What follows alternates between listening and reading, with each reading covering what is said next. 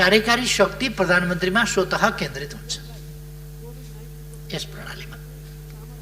त्यसकारण यस कुरामा पहिले म स्पष्ट गर्न चाहन्छु, यो कुनै शक्ति केन्द्रित गर्नका लागि होइन, कामहरूको प्रभावकारी संयोजन, परिचालन, अनुगमन र निरीक्षणका लागि त्यस्ता विभागहरू कहिले कहिले प्रधानमन्त्रीका मातहत ल्याइन्छ। आफ्नो देशका अनुभव र अरू देशका पनि अनुभवहरूलाई हेरेर ती कामहरू गरिन्छ। त्यसर्थ अन्यथा कुनै हिसाबले हो भन्ने कुरा नसोच्न म मान्यजीहरूलाई आग्रह गर्न चाहन्छु। जहाँसम्म बजेटको विनियोजनको कुरा छ, यी जुन प्रधानमन्त्री कार्यालय मातहतका थिए, पहिलेदेखि रहेका थिए, तिनीहरूको प्रभावकारिता अभिवृद्धि भएकै छ र अहिले जो पछिल्लो समयमा प्रधानमन्त्री कार्यालय मातहत ल्याइए भनेका विभागहरू वा अरू निकायहरू, तिनीहरू प्रभावकारी भएका छन् र तिनको कामको नतिजा देखिएको छ। यसपटकको विनियोजन समयानुकूल, उपयुक्त र उचित छ। त्यसकारण यसमा कुनै प्रकारको दुविधा मान्यजीहरूले नलिनुभए हुन्छ भनेर म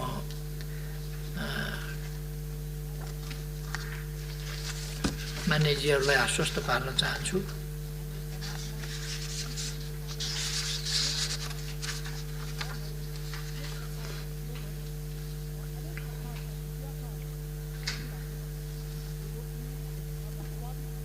मान्यजीहरूले जिज्ञासा उठाउनु भएको छ, कोरोनाको सम्बन्धमा चासो चिन्ता सरकार राख्नु भएको छ। अरू विषयहरूमा पनि चासो चिन्ता सरकार राख्नु भएको छ। शान्ति सुरक्षाको सम्बन्धमा राख्नु भएको छ, भ्रष्टाचार नियन्त्रणको सम्बन्धमा राख्नु भएको छ।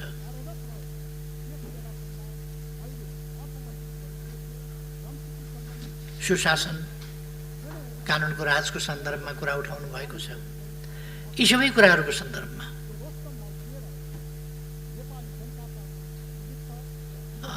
मान्यजीहरूले कुराहरू उठाउनु भएको छ, प्रश्नहरू उठाउनु भएको छ।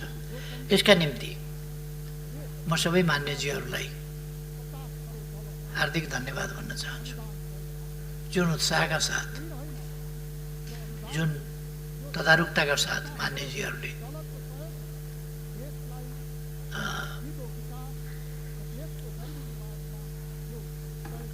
बजेटको विनियोजनको सन्दर्भमा, बजेटको सन्दर्भमा छलफलमा भाग लिनुभएको छ, जिज्ञासाहरू राख्नुभएको छ। यो स्पष्ट हुनका लागि राख्नुभएको छ भन्ने मैले ठानेको छु र म खुसी व्यक्त गर्न चाहन्छु, धन्यवाद भन्न चाहन्छु।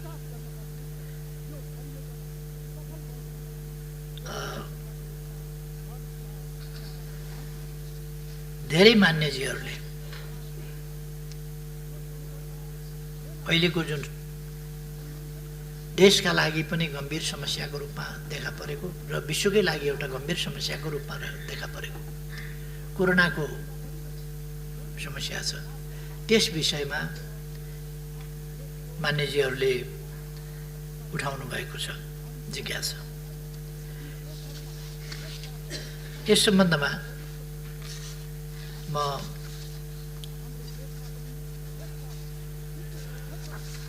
मान्यजीहरूलाई स्पष्ट गर्न चाहन्छु। अलिकति म हिजोसम्मको डाटा केही मान्यजीहरूलाई सुनाउन चाहन्छु।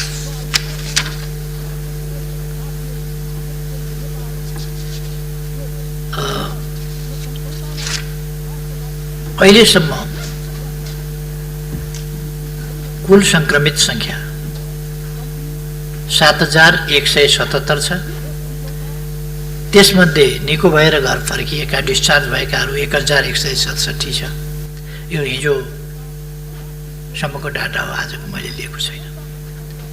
एक्टिभ केसहरू 5990 छन् र निधन भएकाको संख्या 20 जना छ।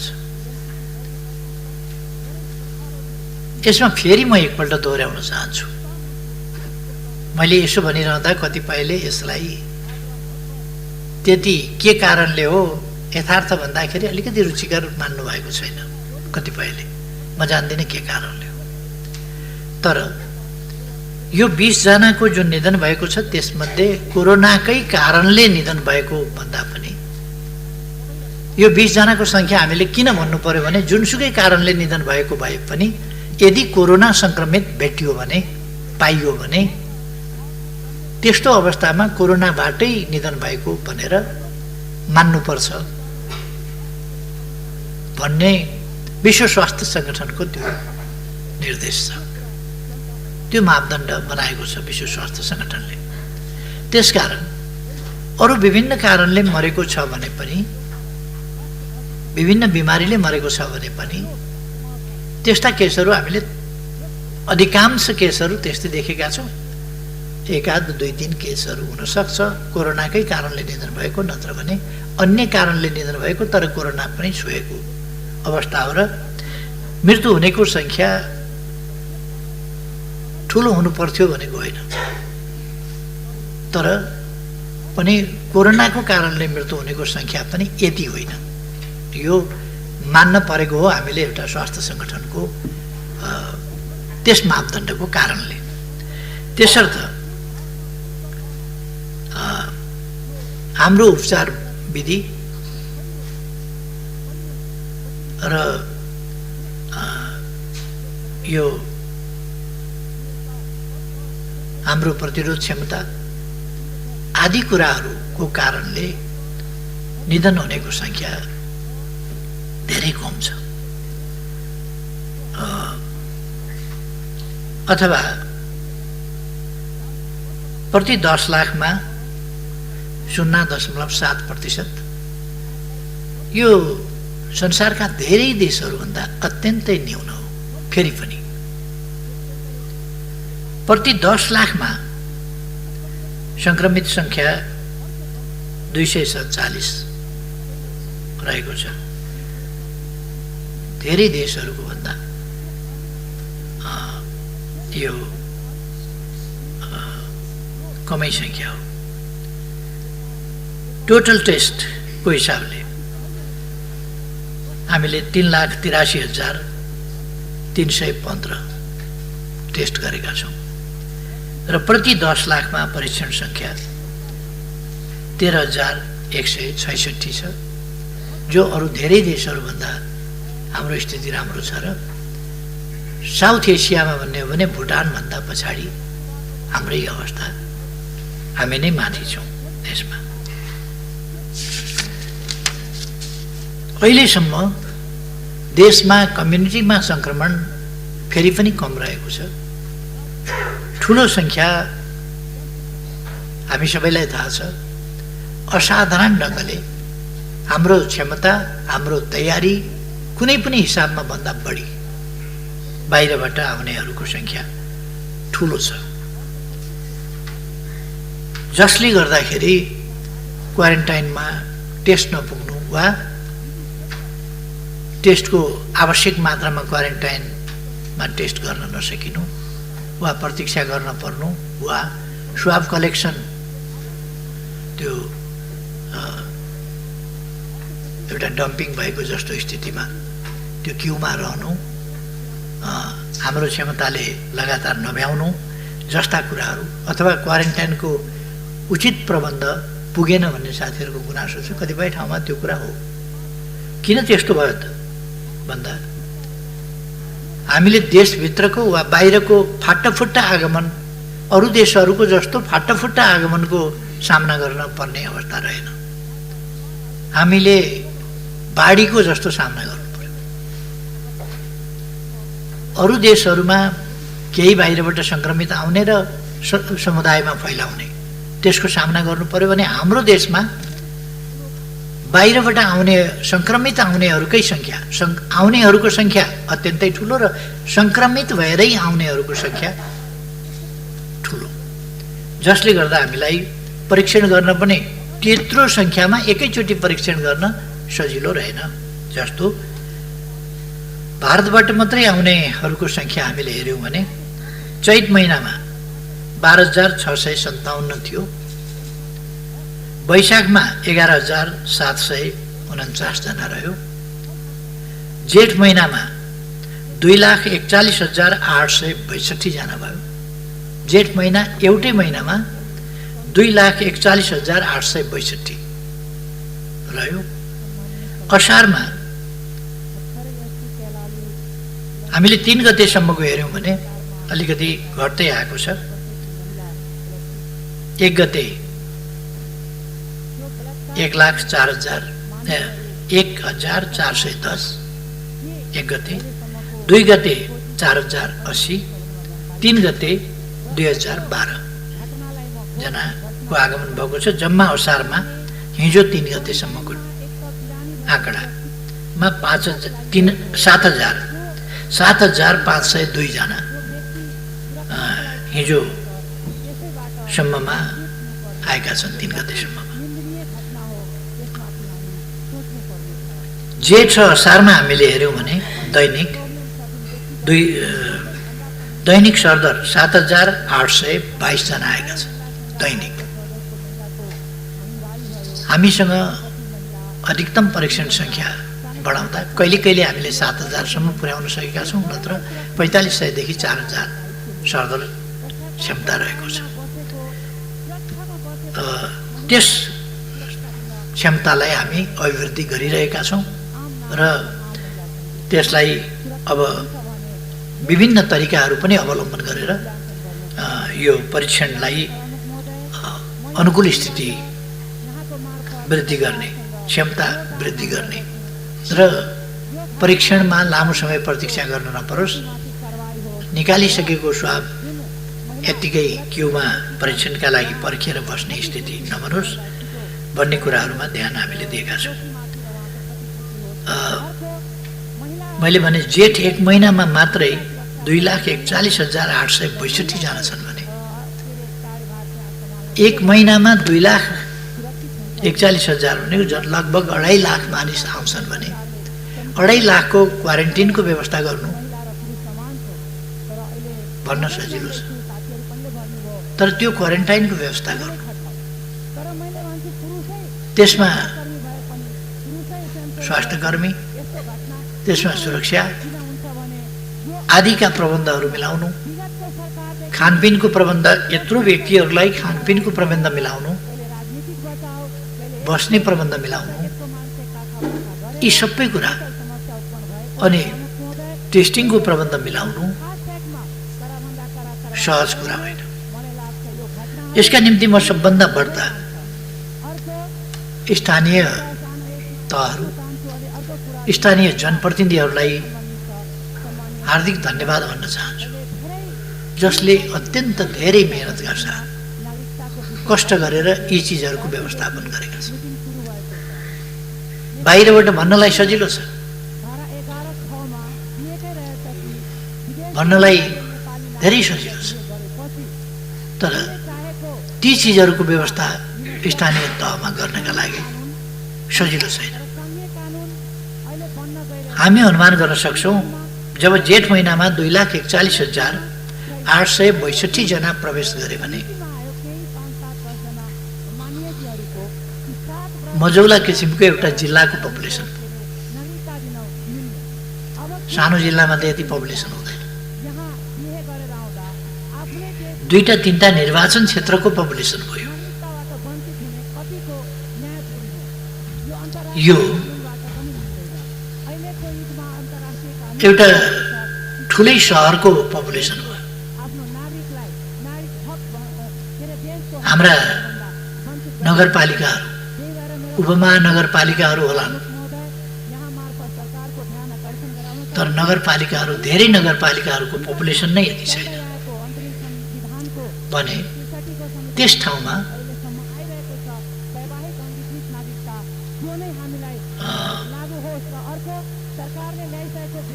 क्वारेन्टाइनका नियम, सोशल डिस्टेन्सिङ, त्यसका स्वास्थ्यका प्रबन्धहरू यी सबै प्रबन्धहरू सहितको व्यवस्था गर्न भूमि, सामग्री, आर्थिक हिसाब किताब र त्यो सेवा उपलब्ध गराउने जनशक्ति, यो हामीले यथार्थपरक ढङ्गले परिकल्पना गरौँ त। यदि हामीले एउटा जिल्लाको कुरा गर्यौँ भने बाँकेको नेपालगञ्ज सहरमा यदि 50,000 को जनसङ्ख्या छ भने अथवा 1 लाख को जनसङ्ख्या छ भने बाँके जिल्लाभरि गर्दा पनि 1 लाख को क्वारेन्टाइन, त्यो क्वारेन्टाइन बनाउनका लागि डिस्टेन्स मेन्टेन गरेर आवास, त्यति नै प्रति व्यक्ति नै पिछेका शौचालय, यी सबै प्रबन्ध गर्ने, अरू त्यहाँ हेर विचार, खानपिन आदि इत्यादिको प्रबन्धका लागि खटिने मान्छे, स्वास्थ्यकर्मी, सुरक्षाकर्मी लगायतका अरूका पनि सोसल डिस्टेन्सिङ मेन्टेन गरेर गरिने प्रबन्ध, यी सबैका लागि त्यति नै नेपालगञ्ज बजारमा अटेको छ त्यो पपुलेसन भने बाँके जिल्लाभरि गर्दाखेरि त्यति अट्न गाह्रो हुन्छ। कि त्यो मेन्टेन गरेर गराउनु पर्यो, त्यो डिस्टेन्स मेन्टेन गर्नु पर्यो, त्यसका प्रबन्ध गर्नु पर्यो र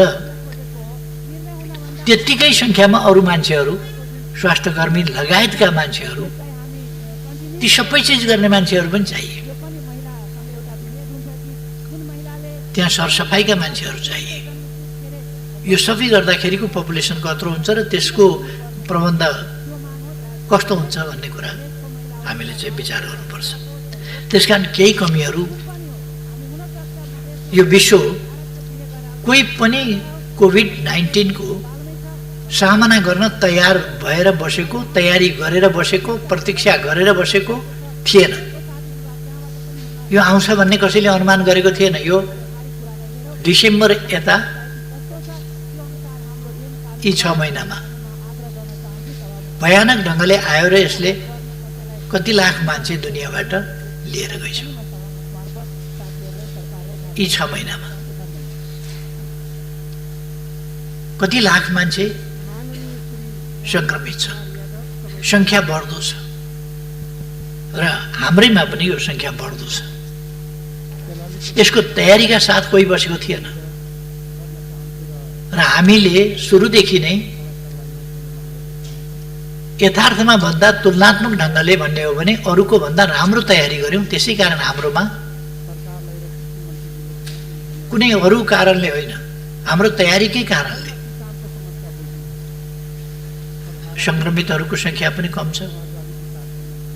यो त बाहिरबाट हामीले भारतबाट रोक्नै नसक्ने गरी फ्लो,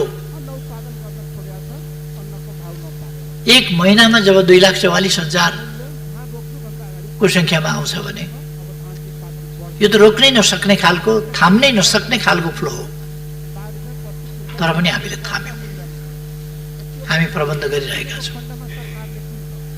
कुनै फोरकास्ट यस्तो गर्न सकिँदैन र त्यस्तो तयारी पनि गर्न सकिँदैन। हामीले तयारी नगरेको होइन। यति ठुलो सङ्ख्यामा अहिले पनि 1.5 लाखभन्दा बढी नै सङ्ख्यामा क्वारेन्टिनमा मानिसहरू छन्। तीव्रताका साथ स्वाब टेस्टहरू भइरहेका छ, गर्न नखोजेको छैन। भनेका बेला सामग्री उपलब्ध छैनन्। अहिले पनि दुनियाँमा भनेका बेला सामग्री अब निर्माण हुन थालेका छन्, अब उपलब्ध हुन थालेका छन्। सुरुमा कस्तो भयो? कहिले मलेरियाको औषधि खाऊ भनेको छ, कसले के गर भनेको छ, मान्छेलाई थुमथुम्याउन, चित्त बुझाउन, सही। तर मान्छेले अनेक उपायहरू अवलम्बन गरेका छन् भने हाम्रो देशमा त हामीले धेरै उत्तम प्रबन्ध गरेका छौँ। सुरुदेखि लकडाउन गरेका छौँ, जसबाट सङ्क्रमण हुन पाएको छैन। आइसोलेसनमा मान्छे राखेका छौँ, मास्क प्रयोग सिकाएका छौँ, साबुन पानीले हात धुन सिकाएका छौँ, साबुन पानी नपाएका ठाउँमा तातो पानीले भए पनि हात धुन सिकाएका छौँ।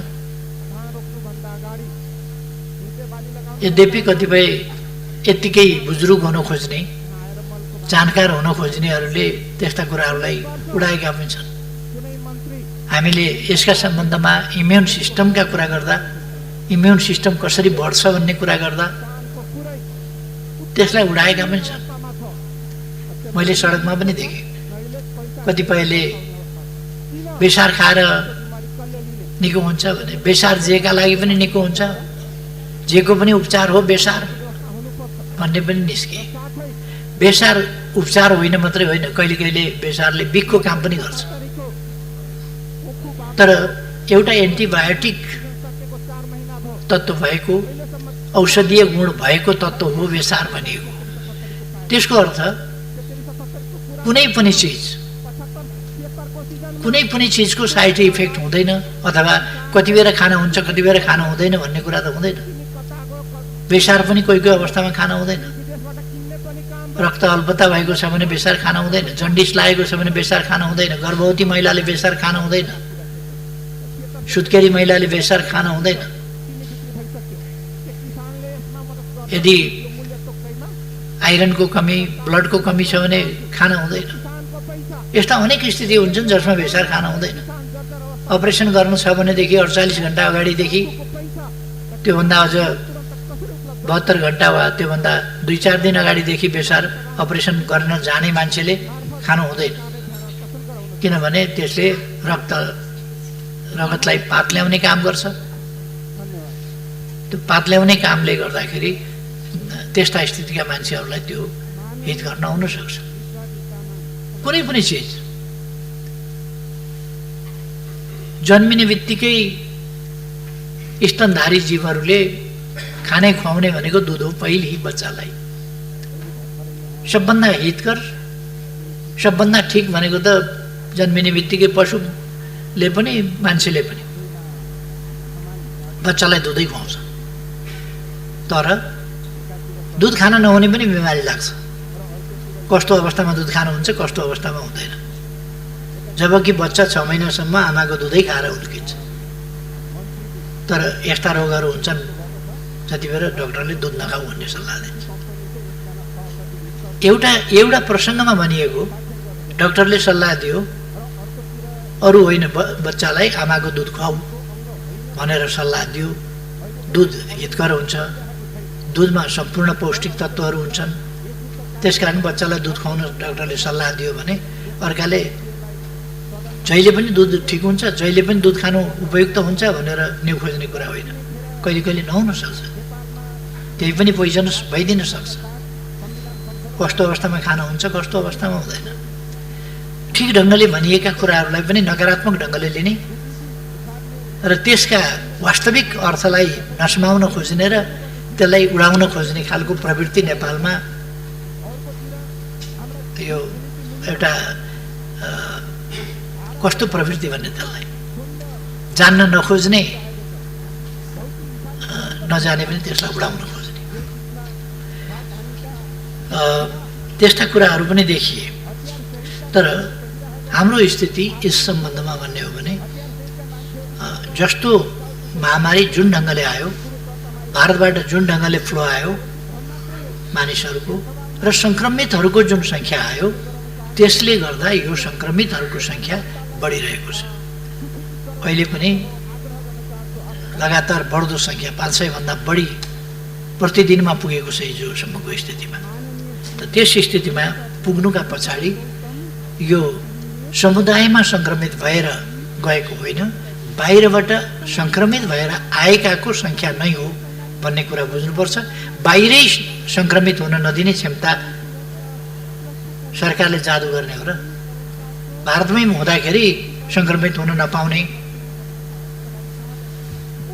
हामी कुनै जोगी धामी झाँक्री त होइन जसले आकाश बाँधौँ पताल बाँधौँ यो गरौँ भनेर खरानी छर्छ र बाँध्छ। त्यसरी त हामी भारतमा भएका नेपालीलाई पनि बाँधौँ,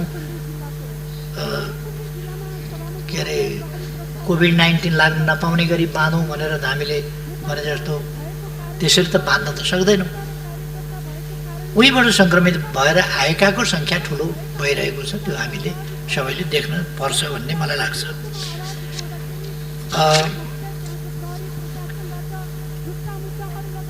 बाहिर देशबाट किन ल्याइएन, किन आउन पाएनन् मान्छे भन्ने कुराको हकमा यो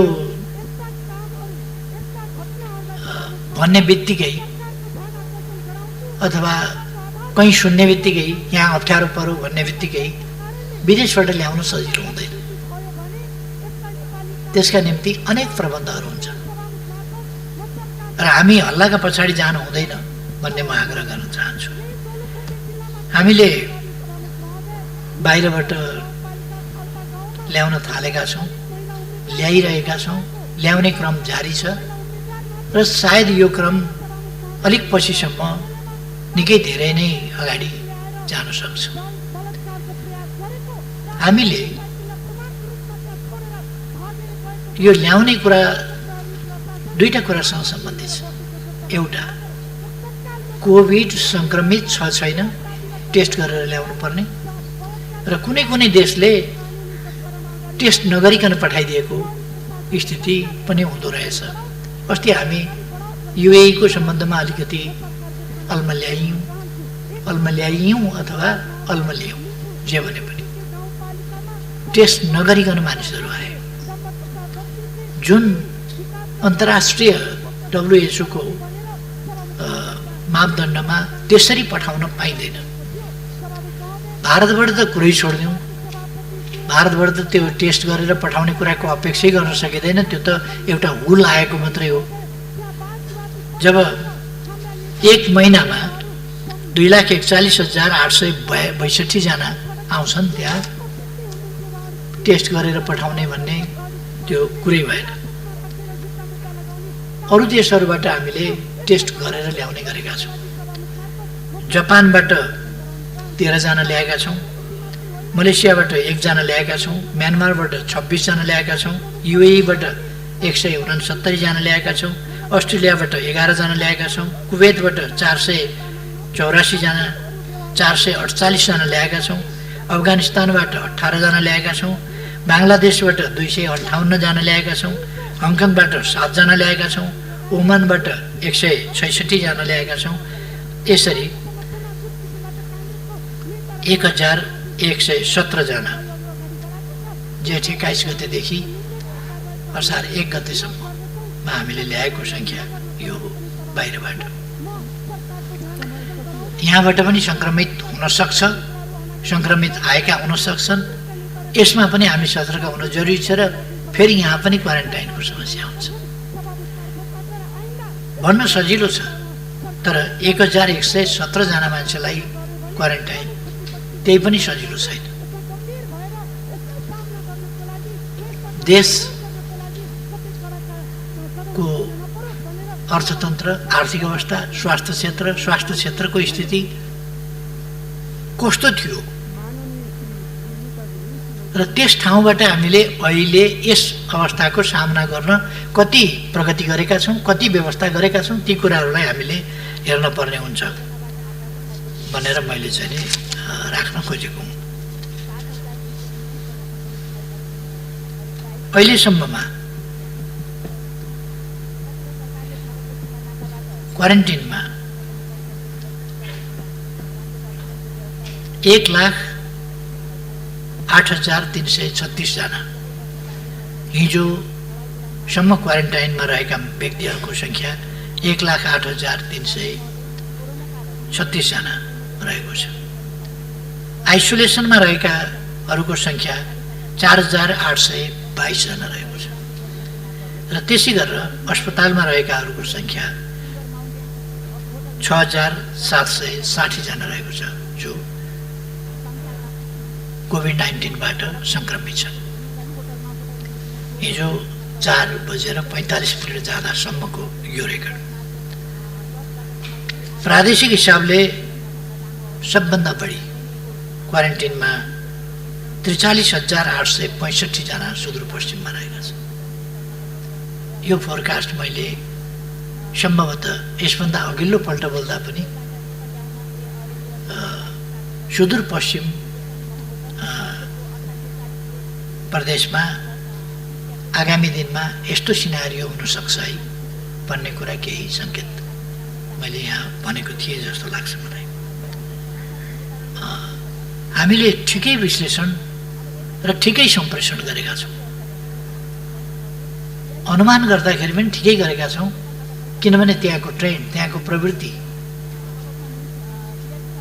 त्यहाँको जनप्रतिनिधि संस्था, त्यहाँको सरकार, त्यहाँका निकाय, त्यहाँका जनप्रतिनिधि, त्यहाँका जनता सबै प्रवृत्तिहरूलाई हेरेर विश्लेषण गरेर नै हामीले यी निष्कर्षहरू निकालेका छौँ। यस्तो यस्तो हुन्छ है भनेर।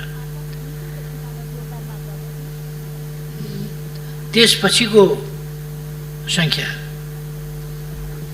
प्रदेश नम्बर 5 मा 23,990लाई क्वारेन्टिनमा राखिएको छ। त्यसपछिको सङ्ख्या कर्णालीमा 18,430 जनालाई क्वारेन्टिनमा राखिएको छ। त्यसपछि प्रदेश नम्बर 2 मा 10,885 जनालाई क्वारेन्टिनमा राखिएको छ। अरू क्वारेन्टाइनमा राखिएको सङ्ख्या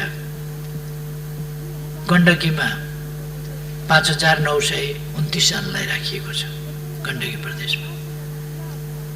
प्रदेश नम्बर 1 मा 3,242लाई राखिएको छ र बागमतीमा 1,995लाई राखिएको छ।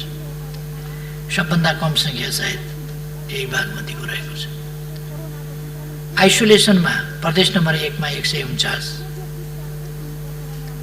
2 मा 1266, बागमतीमा 172, गण्डकीमा 225, 5 नम्बरमा 1,009, कर्णालीमा 728 र सुपमा 1273 जनालाई आइसोलेसनमा राखिएको छ।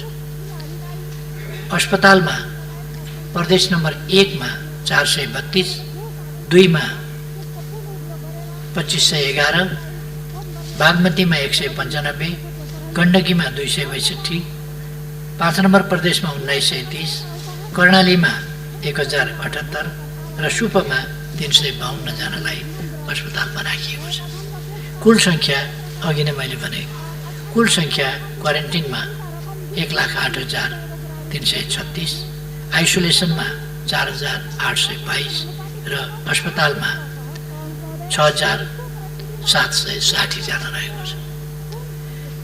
यतिको हेरविचार भइरहेको छ, परीक्षण भइरहेको छ, खानपिन भइरहेको छ, बसोबास भइरहेको छ, उपचार भइरहेको छ।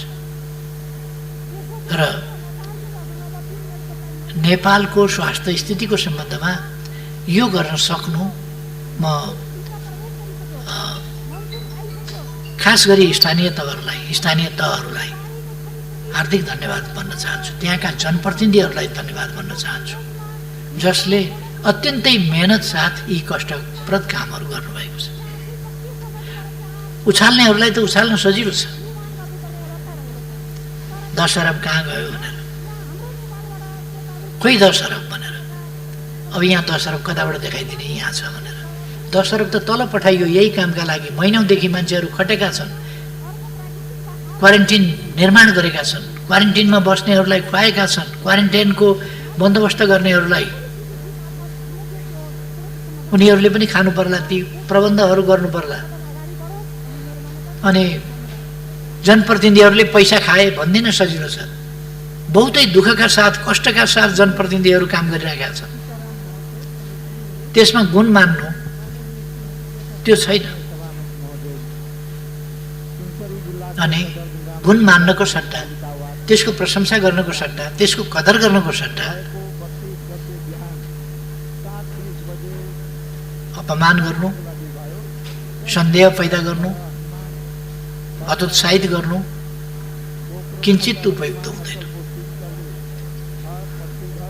म सबैलाई आग्रह गर्न चाहन्छु, 10 अरब भन्दा केही, 10 अरब भन्ने हल्ला चल्यो, 10 अरब भन्दा केही विभिन्न निकायमा खर्चका लागि पठाइएको छ। त्यसको पनि कान्तिपुर, शान्तिपुर आदिमा त्यसको हिसाब किताब पनि आइसकेको छ मोटामोटी। त्यसको मसिनो गरी हिसाब किताब आलेप मलेप भन्ने हुन्छ, आन्तरिक लेखा परीक्षण, महालेखा परीक्षण, यी सबै हुन्छन् र ती कुरा गरिमामय संसदमा वार्षिक प्रतिवेदनको रूपमा आउँछ। रुजु, बेरुजु, नियमितता, अनियमितता, यी सबै कुराहरू आउँछन्। हरेक व्यक्तिलाई हरेक दिनका खर्च, देशभरि भएका खर्च, मान्छे काममा लागेका छन्, यहाँ कसैलाई चाहिँ खर्चको हिसाब चाहिएको छ। काममा ध्यान छैन, कामप्रतिको प्रशंसा छैन, परिस्थितिप्रतिको गम्भीरता छैन। हिसाब किताब दैनिक चाहिएको छ, खोइ पैसा भनेर।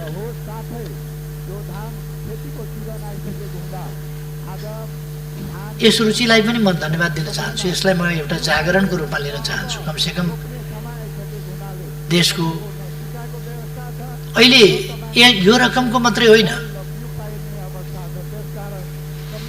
जुन 14 खरबभन्दा बढीको बजेट प्रस्तुत गरिएको छ, त्यो सम्पूर्ण बजेटको एक एक पैसाको हिसाब किताब आन्तरिक लेखा परीक्षण र महालेखा परीक्षण, महालेखा परीक्षकको वार्षिक प्रतिवेदन मार्फत सदनमा आउँछ।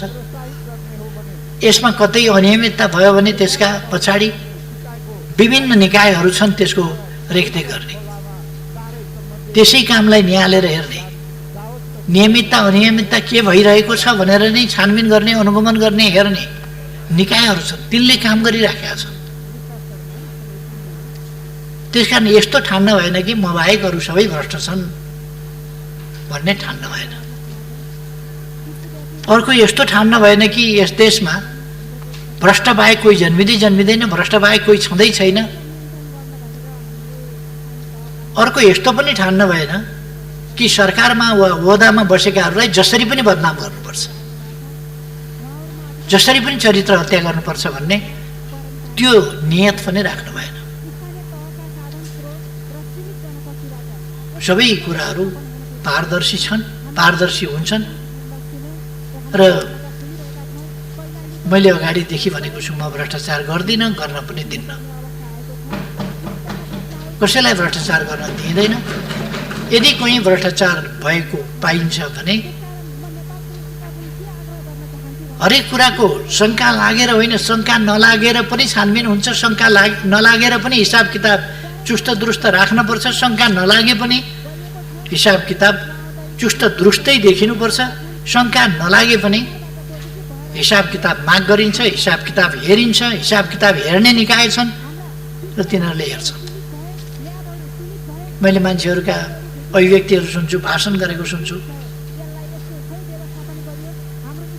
हिजो मात्रै पनि म भाषण गरेको हेरिराखेका थिएँ। त्यो भाषण गरेको सुन्दाखेरि अचम्म लाग्यो। आन्तरिक लेखा परीक्षण, महालेखा परीक्षक आदि इत्यादि छानबिन हुन्छ, हिसाब किताब हुन्छ, त्यो जाँच हुन्छ। यस्तो हिसाब किताब मिलाएर खान कसलाई आउँदैन? त्यो त हामीलाई पनि आउँछ। अनि गर्नु के त उहाँलाई पनि आउँछ भने भनेको के? अनि जाँच्ने कसले त? जाँच्ने निकायले नजाँच्ने कसले जाँच्ने त? कि नेपाली जनता सबै क्वारेन्टाइनमा जाउँ जाँच गर्न, त्यहाँ भ्रष्टाचार भयो कि भएन भनेर हेर्न सबै जाने? त्यस्तो त हुँदैन। त्यस कारण यो अनावश्यक ढङ्गले यस्ता विषयहरू, सामान किन किनिएन, छिटो बाटोबाट किन किनिएन, बिमारी मर्न आँट्यो, बिमारी मरिसकेपछि अनि औषधि ल्याउने, छिटो किन्नु पर्यो नि छिटो बाटोबाट यस्तो बेलामा। अनि छिटो बाटोबाट किनेपछि खोइ टेन्डरको प्रक्रिया पुर्याएको, मिलीभगत गरेर खाइयो यहाँ। फेरि अर्को कुरा, कसै गरे पनि त नहुने, यस्तो खालको कुरा हुन भएन। यति बेला छोटो प्रक्रियाबाटै खरिद गरिन्छ, छोटो प्रक्रियाबाटै खरिद गर्ने हो। कतिपय व्यापारीहरू आन्तरिक प्रतिस्पर्धामा आउँछन्, त्यो प्रतिस्पर्धाबाट गरिने हो। प्रतिस्पर्धा गर्न नभ्याएदेखि अधिकार प्राप्त अधिकारीले बजार मूल्य के छ ती सबै हेरेर छोटो प्रक्रियाबाट खरिद गर्न सक्दछ। आवश्यकता औचित्य हेरेर यो विशेष परिस्थितिमा विशेष ढङ्गले गर्न सक्दछ। यदि त्यस्तोमा त्यस नाममा अनियमितता गर्यो भने यस्तो नोभल कोरोना भाइरसबाट आक्रान्त भएर दुनियाँ पीडित भएका बेला, देश पीडित भएका बेला, मानव जाति माथिको यस्तो अस्तित्व आएका बेला पनि कसैले भ्रष्टाचार गर्छ, भ्रष्टाचारमा लिप्त हुन्छ। देश र जनताको हित हेर्ने होइन, यस्ता बेला आफ्नो हित हेर्छ। राष्ट्रको बजेट मारेर देश र जनताप्रति बेइमानी गरेर आफू कमाउने धन्दामा लाग्छ भने त्यस्तालाई कडाभन्दा कडा कानुन गरिन्छ, सजाय गरिन्छ।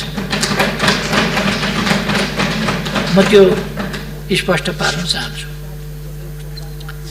अब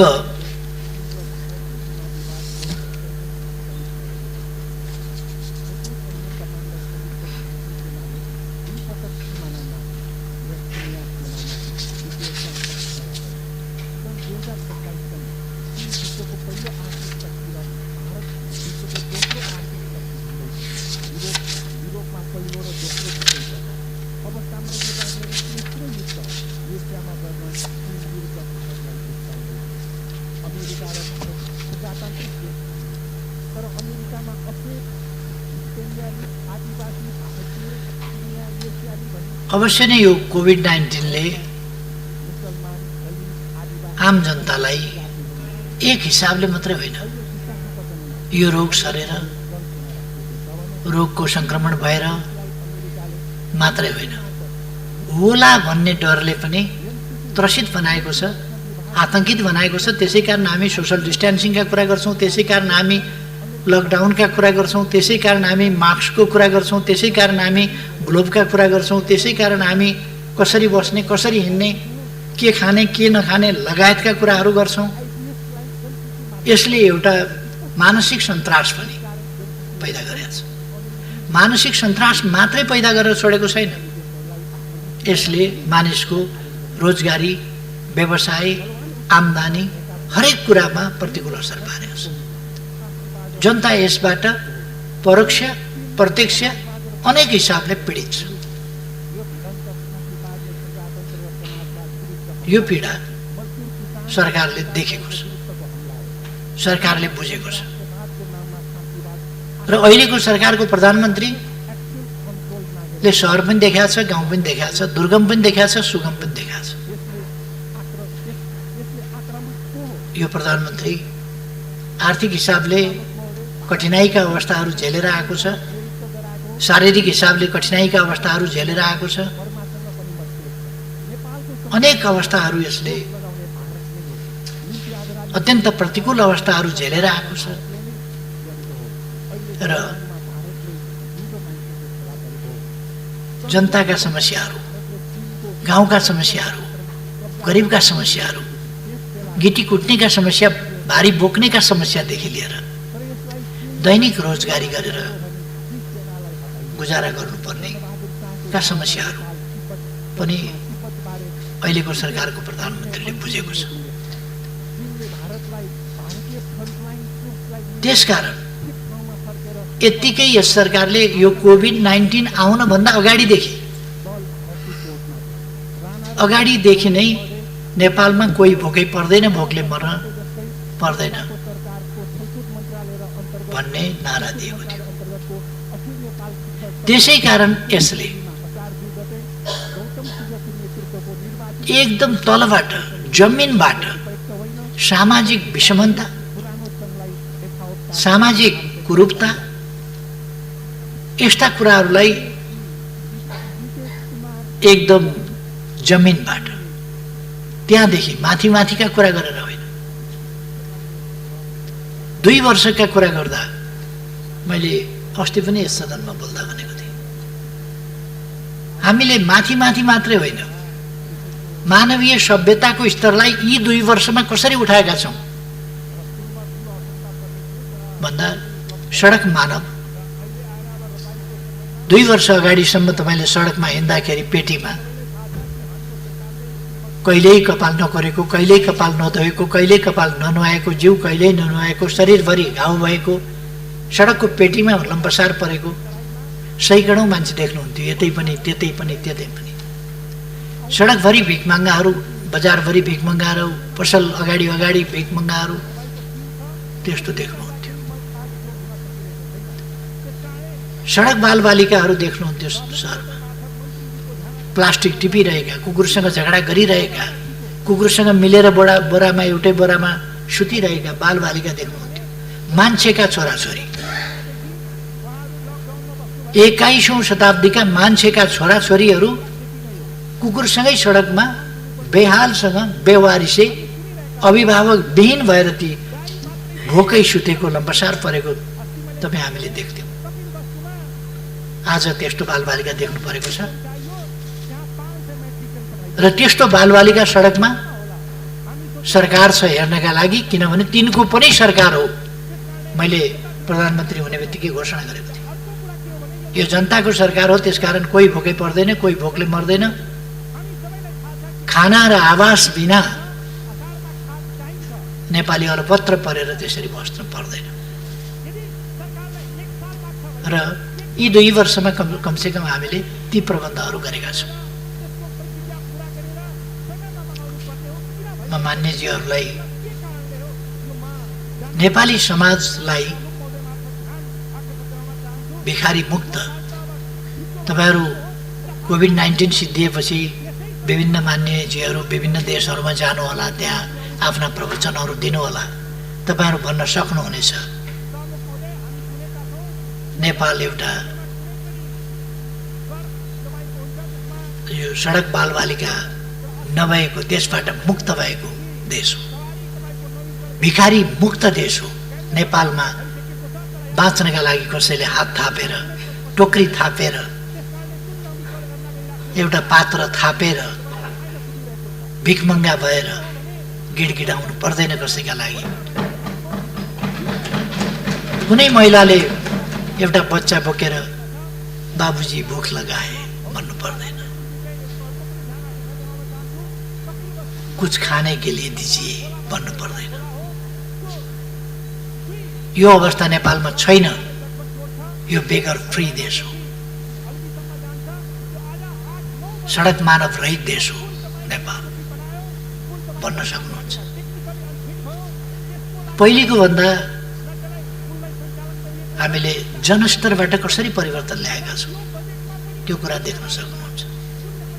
अहिले केही समस्याहरू छन्, जो यस्तो समस्याहरू छन्, आम समस्याहरू छन्, जसलाई हामीले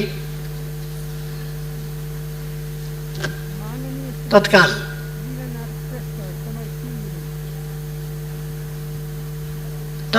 समाधान गर्न सकिहाल्यौँ भन्न सक्ने अवस्था छैन। किन भने यो यति फैलिएको छ। अहिले को रोजगार विहीन भयो त्यसको आँकडा हरेक दिन त सरकारले पाइहाल्न सक्दैन। को बेरोजगार भयो, महामारी छ कोभिडको, लकडाउन हामीले केही खुकुलो गरेका छौँ। अहिले जनजीवन सहज होस् भनेर यसको स्वास्थ्य सम्बन्धी प्रभाव, शारीरिक स्वास्थ्य सम्बन्धी, मानसिक स्वास्थ्य सम्बन्धी, यसको सामाजिक जीवनमा, जनजीवनमा पर्ने प्रभाव, यसको आर्थिक जीवनमा पर्ने प्रभाव, यसले गर्दा पारिवारिक, यसले गर्दा छरछिमेक सम्बन्धमा पर्ने प्रभाव, अनेक प्रकारका प्रभावहरू छन्। यसको सकारात्मक योगदान हुन सक्ने कुरा भएन। यसबाट नकारात्मक हिसाबले शिक्षा लिएर हामी आत्मनिर्भर हुनुपर्ने रहेछ भन्ने कुरा शिक्षा लिन सक्छौँ। हामी विदेशतिर दौड्ने भन्दा हाम्रा खेतबारीहरू हराभरा बनाएर आम्दानी गर्न सकिन्छ, त्यतापट्टि लाग्नुपर्ने रहेछ। अन्त गयो भने भन्या बेला आउन नपाइने, अलपत्र परिने सम्भावना हुने रहेछ। त्यसकारण अन्त जाने प्रवृत्ति भन्दा पनि ज्ञान आर्जन गर्न, धन आर्जन गर्न केही समयका लागि बाहिर जानु एउटा कुरा हुन्छ, तर राम्रो धन आर्जन गर्न पो जाने त खालि अरूको देशको सेवा गर्न, अरूको देशको विकासका लागि हामी जाने होइन। यस सम्बन्धमा हामीले नकारात्मक रूपमा यसको शिक्षा लिन सकौँला, तर यसले केही पनि सकारात्मक योगदान गर्दैन। त्यसकारण हाम्रो जनजीवनमा प्रतिकूल असर पारेकै छ, त्यसलाई हामीले बुझ्नुपर्छ र त्यसको समाधान गर्न सरकार दत्तचित्त भएर लागेको छ। सरकार कुनै खेलबाड गरिरहेको छैन र खेलबाड गर्दैन। एउटा शब्द आजकल चलेको छ, इनाफ भन्ने। सबैलाई कण्ठ भइसकेको शब्द पनि इनाफ। मैले सडकमा पनि प्ले कार्ड हेरेँ, कोभिड-19 इनफ इज इनफ। के अर्थ हुन्छ यसको भनेर मैले खोजी हेरेँ। COVID-19 enough is enough. COVID-19 is more than enough. यो आउनै नहुने, कसरी आयो? आउनै नहुने, निषेध गर्न खोज्यौँ, रोक्न खोज्यौँ, तर पनि आयो। यो इनफ मात्रै होइन, हदभन्दा पनि बढी भयो। चाहिँदै नचाहिएको, आउनै नहुने कुरा आयो। यो त सबैले मानेको छ, इनफ इज इनफ। के हो त्यो? यो सरकारले ल्याएको त होइन।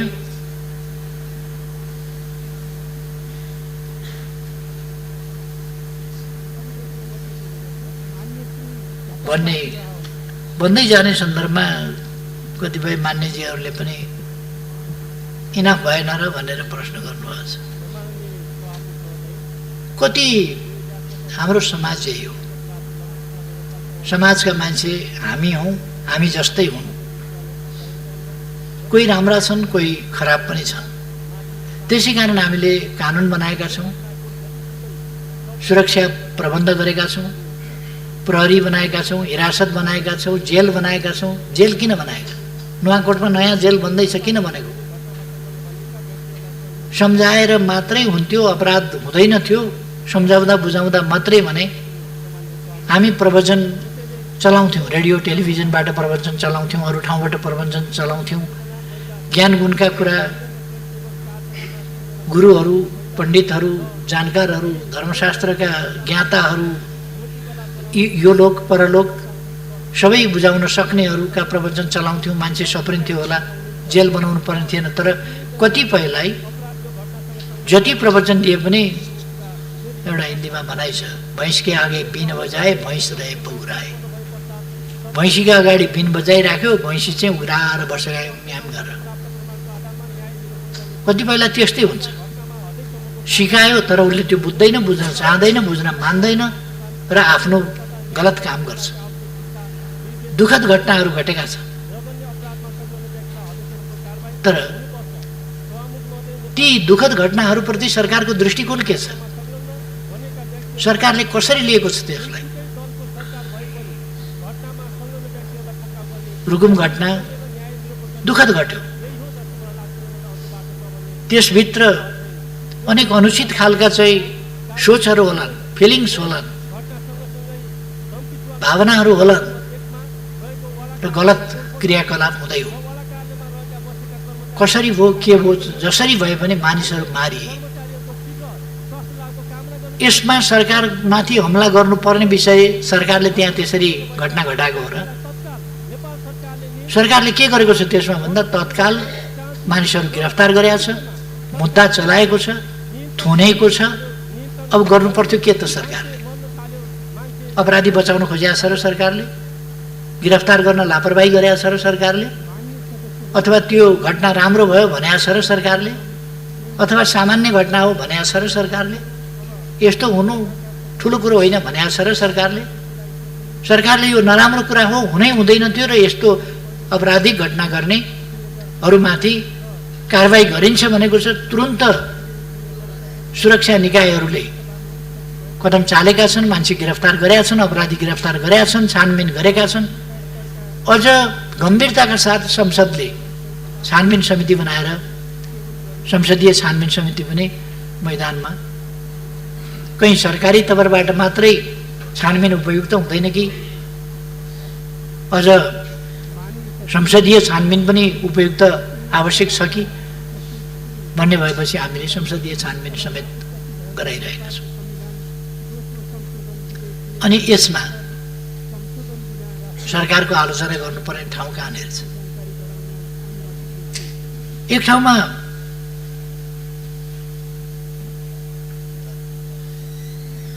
यो क्वारेन्टिनमा महिलालाई आइसोलेटेड ढङ्गले राख्नु पर्यो। एकजना महिला हुनुहुन्थ्यो, आइसोलेटेड ढङ्गले राख्नु पर्यो, राखियो। त्यहीँबाट खटाएका व्यक्तिहरू एकजना होइन 3 जना खटाएका। त्यतिमा त लाज शरम पनि हुनुपर्ने मान्छेलाई। तर अब मान्छे नभएपछि तिनीहरूलाई पशु भन्न मिल्दैन, किन पशु त्यति घटिया हुँदैन, पशुले त्यस्तो घटिया व्यवहार गर्दैन। त्यस प्रकारका अपराधिक प्रवृत्तिका मान्छेहरू पनि हुँदा रहेछन्। त्यसको प्रिकसन नगरिएको होइन।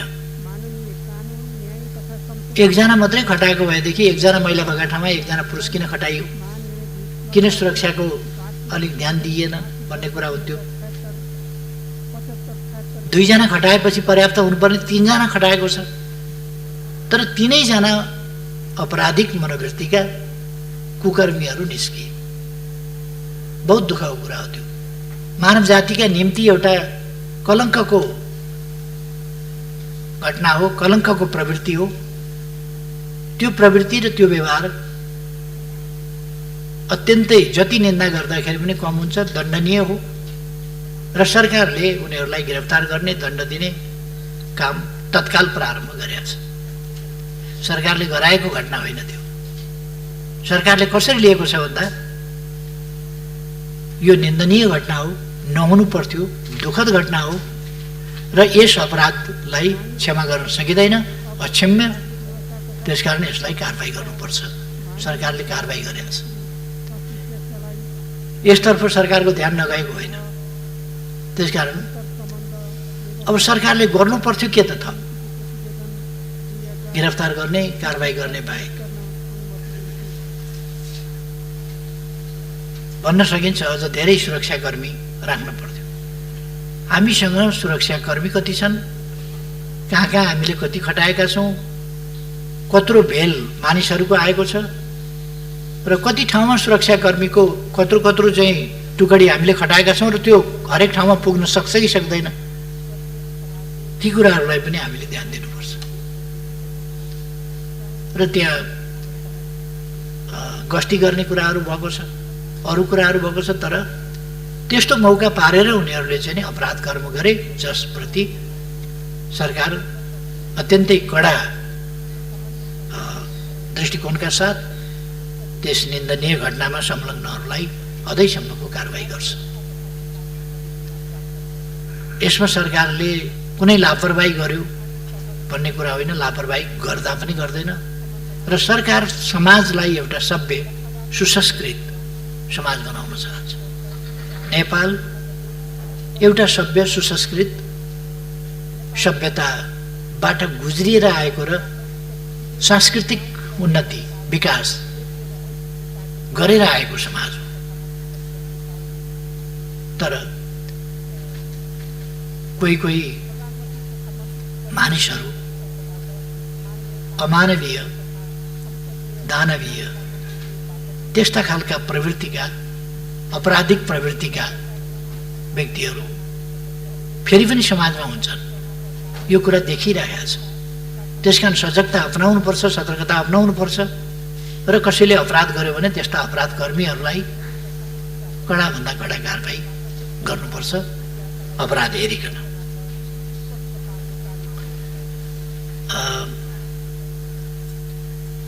यस्ता विषयहरूमा सरकार संवेदनशील छैन कि भन्ने कुनै ठाउँ छैन। सरकार शान्ति सुव्यवस्था, जनताको जीवदानको रक्षा हामीले भनेका छौँ। यसै पनि हामीलाई सबभन्दा बढी जनताको ज्यानको सुरक्षाको, त्यो चाहे रोगका कारणले होस्, चाहे भोकका कारणले होस्, रोग वा भोक दुईटैबाट जनतालाई सुरक्षित राख्ने, जनताको सुरक्षालाई महत्त्व दिने, जनताको सम्मान, जनताका अधिकार कहीँबाट नखसिउन्, जनताको जीव धन लगायतको सुरक्षा र सम्मानको रक्षा, यी सबै कुराहरूमा सरकार सजग छ।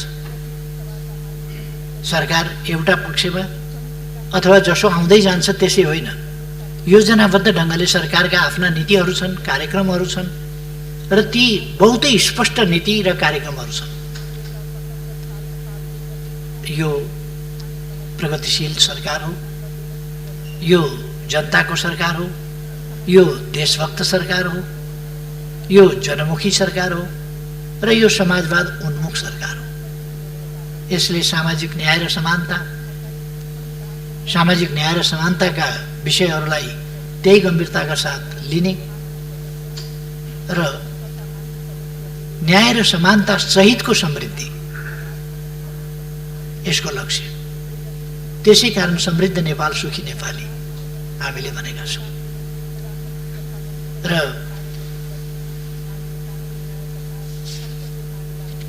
असाधारण र अभूतपूर्व प्रगति बितेका 2 वर्षमा सरकारले गरेको छ।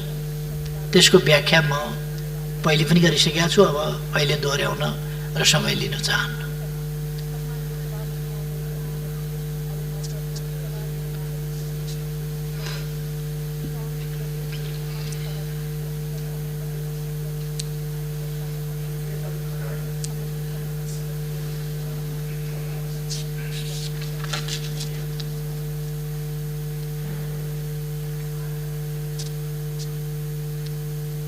मान्य सदस्यहरू, अब विकास तथा प्रविधि समितिका माननीय सभापति श्री कल्याणी कुमारी खड्कालाई खानेपानी तथा सरसफाई विधेयक सम्बन्धी समितिको प्रतिवेदन 2000। मान्यजीहरूले उठाएका मूल प्रश्नहरू मैले हेर्दा यिनै कुराहरूको सेरोफेरोमा मान्यजीहरूले प्रश्न उठाउनु भएको छ।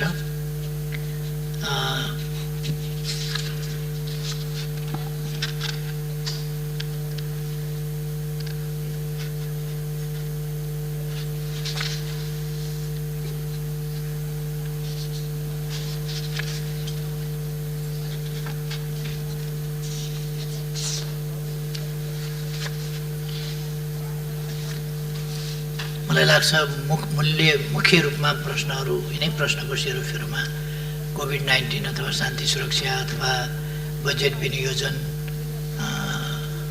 जस्ता कुराहरू अथवा टेस्टका कुराहरू अथवा क्वारेन्टिनका कुराहरू यिनै कुराहरूको सेरोफेरोमा मान्यजीहरूका प्रश्नहरू छलफलका क्रममा आएका थिए, जिज्ञासाहरू पनि आएका थिए।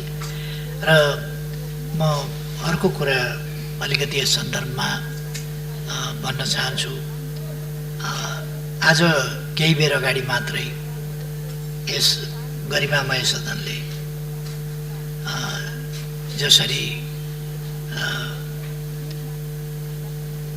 हामीले आफ्नो अतिक्रमित भूमि समेतलाई समेटेर नक्सा नेपाल सरकारले प्रकाशित गरेको थियो, नयाँ नक्सा, त्यसअनुसार हामीले हाम्रो प्रतीक चिन्हमा अथवा हाम्रो निशान छापमा संशोधन गर्न जरुरी थियो। संविधानको अनुसूची 3 संशोधन गर्न जरुरी थियो। यसमा प्रतिनिधि सभामा पनि व्यापक राष्ट्रिय सहमति देखा परेको थियो र विपक्षमा आवाज पनि आएन, विपक्षमा मतदान पनि भएन। राष्ट्रिय सभाबाट त्यस्तै जुन सोलिडारिटी देखिएको छ, ऐक्यबद्धता देखिएको छ, राष्ट्र एक भएको छ र राष्ट्र एउटा नयाँ उचाइ, नयाँ उपलब्धि इतिहासमा कि यस ढङ्गले सर्वसम्मत बनेको छ, एक ठाउँमा राष्ट्र उभिएको छ। देशलाई परेका बेला नेपाल एक ठाउँमा उभिन्छ, नेपालीहरू एक ठाउँमा उभिन्छ, राष्ट्रिय एकता कायम गर्छ। नेपालमाथि कसैले कुनै प्रकारको अन्याय गर्न खोज्यो भने त्यो सम्भव छैन। नेपालीहरूलाई विभाजित गर्न खोज्यो भने त्यो पनि सम्भव छैन। अरू साधारण कुराहरूमा, खुद्रा मसिना कुराहरूमा नेपालीहरू भिन्न भिन्न राय अभिमत जाहेर गर्लान्, तर राष्ट्रिय महत्त्वका विषयहरूमा राष्ट्रिय एकता प्रदर्शन गर्दछन् भन्ने जुन अभूतपूर्व एकता देखाएको छ, त्यसमा यस सदनले केही समय अगाडि गरेको निर्णयका लागि म सबै मान्य सदस्यहरू, सम्माननीय अध्यक्षज्यू लगायत सबै यस सभाका सदस्यहरू समेत हार्दिक धन्यवाद भन्न चाहन्छु। धेरै धेरै धन्यवाद छ साथीहरूलाई। अब यदि अहिले अझै पनि केही कुराहरू स्पष्ट रहेनन् भन्ने लाग्यो भने अथवा केही कुराहरूमा थप स्पष्टता आवश्यक छ भन्ने लाग्यो भने त्यस सम्बन्धमा स्पष्ट मैले पार्ने नै छु। मैले प्रतिनिधि सभामा यस सम्बन्धमा बोलेका कुराहरू पनि मान्यजीहरूले सुन्नै भएको छ।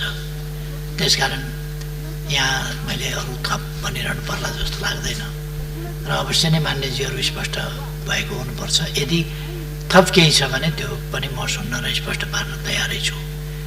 धन्यवाद। माननीय सदस्यहरू, सम्माननीय प्रधानमन्त्री केपी शर्मा ओलीले दिनुभएको जवाफका सम्बन्धमा स्पष्टीकरण माग गर्न चाहनुहुने माननीय सदस्यहरूलाई समय उपलब्ध गराउँछु। विनियोजन विधेयक अन्तर्गत सम्बन्धित मन्त्रालयको विनियोजन शीर्षकहरूमाथिको छलफलमा भाग लिनुभएका माननीय सदस्यहरूले मात्र स्पष्टीकरण माग गर्न पाउनुहुने बेहोरा जानकारी गराउँछु। स्पष्टीकरण माग गर्न चाहनुहुने प्रत्येक माननीय सदस्यलाई 1 मिनेटको समय निर्धारण गरेको छु। माननीय प्रमिला कुमारी।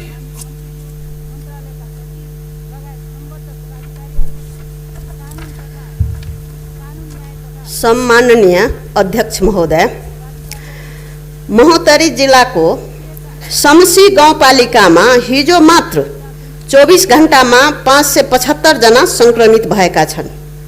यसरी तीव्र गतिले कोभिड-19 को संक्रमण कम्युनिटी ट्रान्समिसन भइरहेको अवस्थामा WHO को मापदण्ड अनुसार क्वारेन्टाइन व्यवस्थापन गर्न, 7वटै प्रदेशको हरेक परिवारबाट कम्तीमा 1 जनालाई PCR टेस्ट गर्न र अन्य व्यवस्थापन गर्न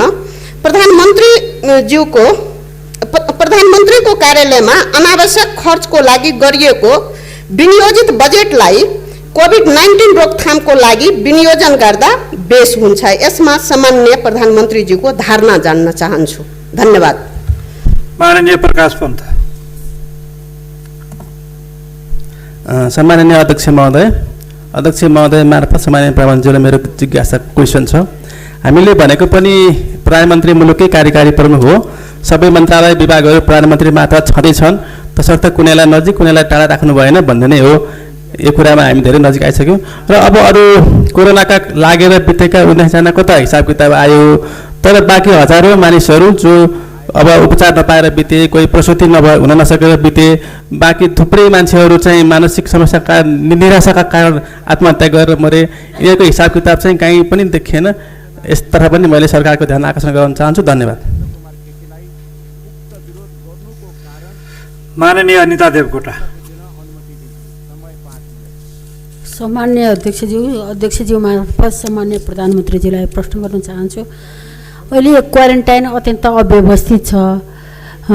क्वारेन्टाइनमा बिरामी नभएका पनि बिरामी हुनेछ र सुरक्षाको प्रत्याभूति छैन। त्यसैले त्यो महिलाहरू जुन क्वारेन्टाइनमा राखिन्छ तिनलाई विशेष सुरक्षाका साथ राख्नुपर्छ भन्ने मलाई लागेको छ। यसमा विशेष ध्यान जाओस् भनेर म प्रश्न गर्न चाहन्छु। त्यसैगरी प्रधानमन्त्रीजीले मुगुमा अभिभावकत्व लिएको विद्यार्थीहरू अहिले भर्चुअल शिक्षाको कुराहरू गइरहेको छ। स्कुल क्वारेन्टाइनमा छ। विद्यार्थीको घरमा टेलिफोन रेडियो पनि छैन, टेलिभिजन पनि छैन। भर्चुअल शिक्षा आकाशको फल आँखा तरुमर भन्ने स्थिति छ। के छ प्रधानमन्त्रीजीको यस बारेमा? त्यस्तै अरू विद्यार्थीहरूको बारेमा। माननीय सदस्यहरू, अब म माननीय सदस्यले सोध्नुभएको स्पष्टीकरणका सम्बन्धमा प्रश्न पार्न सम्माननीय प्रधानमन्त्री केपी शर्मा ओलीलाई समय उपलब्ध गराउँछु।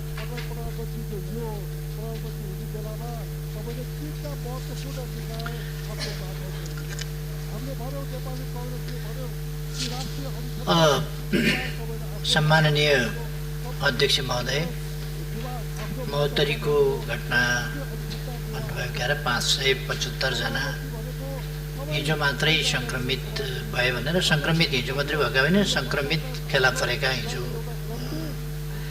त्यो त्यहाँ मात्रै फेला परेको सङ्ख्या यो हिजो होइन। यो महोत्तरीको सङ्ख्या हुनसक्छ, तर हिजो मात्रैको त देशभरिका क्वारेन्टाइनहरू वा अन्यत्रबाट गरिएका परीक्षणमा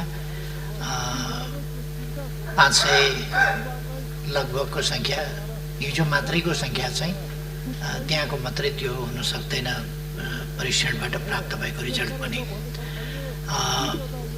तर जे होस् सङ्ख्या बढिराखेको छ र त्यसलाई नियन्त्रण गर्न सरकारले गम्भीरताका साथ ध्यान दिइरहेको छ, दिन्छ नै। र प्रदेश नम्बर 2 का महोत्तरी वा रौतहट जस्ता जिल्लाहरूमा थप PCR मेसिन पठाउनु पर्ने, स्वाब टेस्ट गर्नुपर्ने, परीक्षण गर्नुपर्ने र क्वारेन्टाइनको उचित प्रबन्ध गर्नुपर्ने आवश्यकता त्यहाँ मात्रै होइन, विभिन्न ठाउँमा छ। क्वारेन्टाइनको WHO को के अरे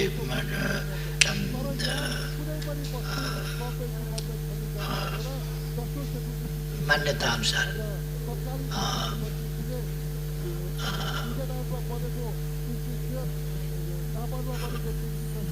त्यस अनुसार हुन नसकेको कुरा मैले अघि नै भने कि यति ठुलो फ्लो आयो मानिसहरूको, जसबाट त्यति क्वारेन्टाइन हामी अनुमान गरौँ कि 2,44,000 मान्छे एक महिनामा आउँछ भने 2,44,000 मान्छे बस्नका लागि क्वारेन्टाइन निर्माण गर्न कति समय लाग्छ?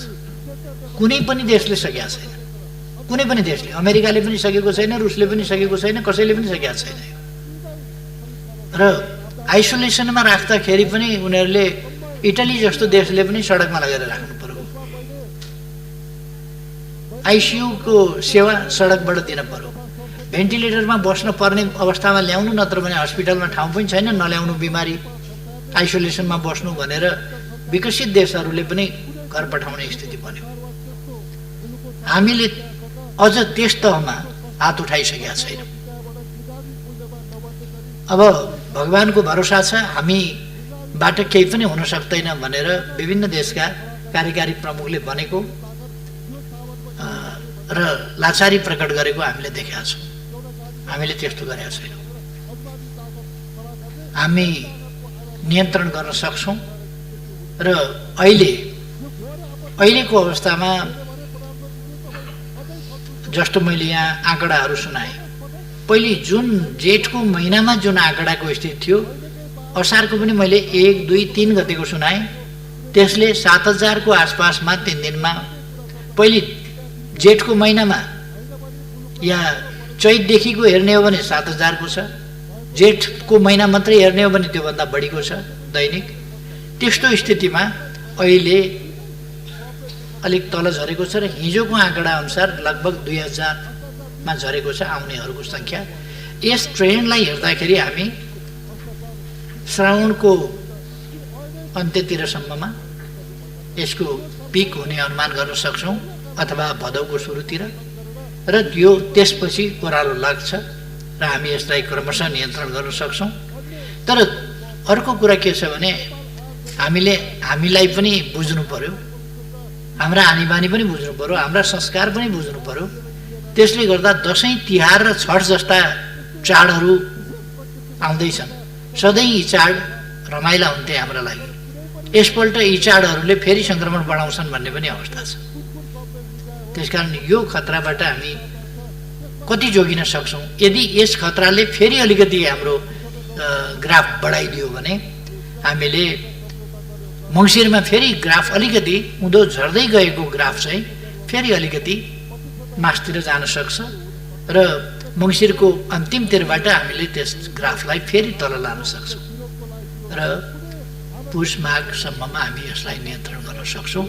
फागुनको महिना सम्भवतः नियन्त्रणको महिना हुन्छ, तर हामीले सङ्क्रमितहरूलाई आउन सहज ढङ्गले नदिने, भारतको सिमानाबाट वारवारी आउन नपाउने स्थिति, अथवा छिरेर कोही उम्किएर जान नसक्ने स्थिति, त्यस बेलासम्म उपयुक्त क्वारेन्टाइनको पनि हामीले व्यवस्था गरिसक्ने अवस्था र बाहिरबाट आउनेलाई पनि क्वारेन्टाइनमा राख्ने अवस्था, कोही पनि उम्किएर चाहिँ समुदायमा जान नसक्ने स्थिति, त्यो बनायौँ भने हामीले अहिलेसम्मको हामीले गर्ने टेस्टिङ अथवा हामीले सङ्क्रमितहरूको गर्ने ट्रेसिङ, यी सबै कुराहरूलाई हामीले उपयुक्त ढङ्गले गर्न सक्छौँ र यसको रियालिस्टिक ढङ्गले हामीले हेर्दाखेरि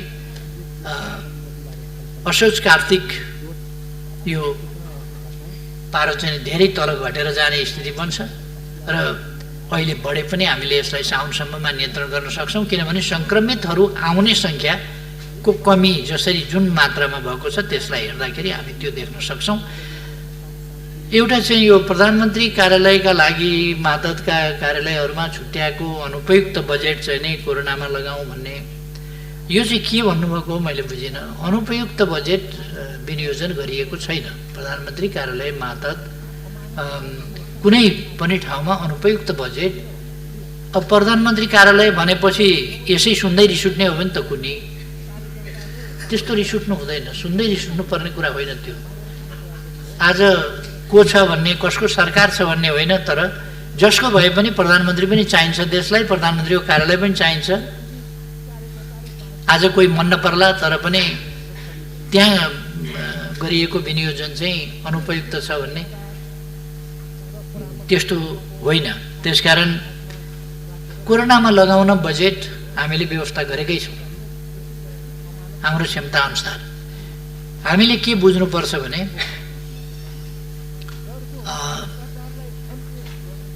यो बडो फेसनै चलेको छ, यहाँ मान्यज्यूले मात्रै भन्नुभएको होइन, यो अरूले पनि भन्छन्। प्रधानमन्त्री कार्यालय, प्रधानमन्त्री मातहत, प्रधानमन्त्री कार्यालय मातहतका निकायहरूमा गरिएको अनावश्यक खर्चको विनियोजन जुन छ त्यो चाहिँ कोरोनामा लगाइयोस् भनेर। त्यो प्रधानमन्त्री कार्यालय मातहतको यो फेसन जस्तो कुरा होइन यो। त्यसकारण म आग्रह गर्न चाहन्छु त्यस्तो अनुपयुक्त बजेट, अनावश्यक बजेट त्यहाँ विनियोजन गरिएको छैन। कोरोनाको लागि उपयुक्त बजेट, आवश्यक बजेट विनियोजन गरेर हामी नियन्त्रण गर्छौँ। त्यसो गर्दा कुनै संस्थाप्रति या कुनै देशभित्र पनि राजनीतिक आग्रह जस्तो कुराहरू झल्किनु वाञ्छनीय हुँदैन।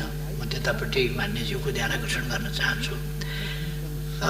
मैले अघि पनि भने कोरोनाले कुनै पनि सकारात्मक योगदान गरेन।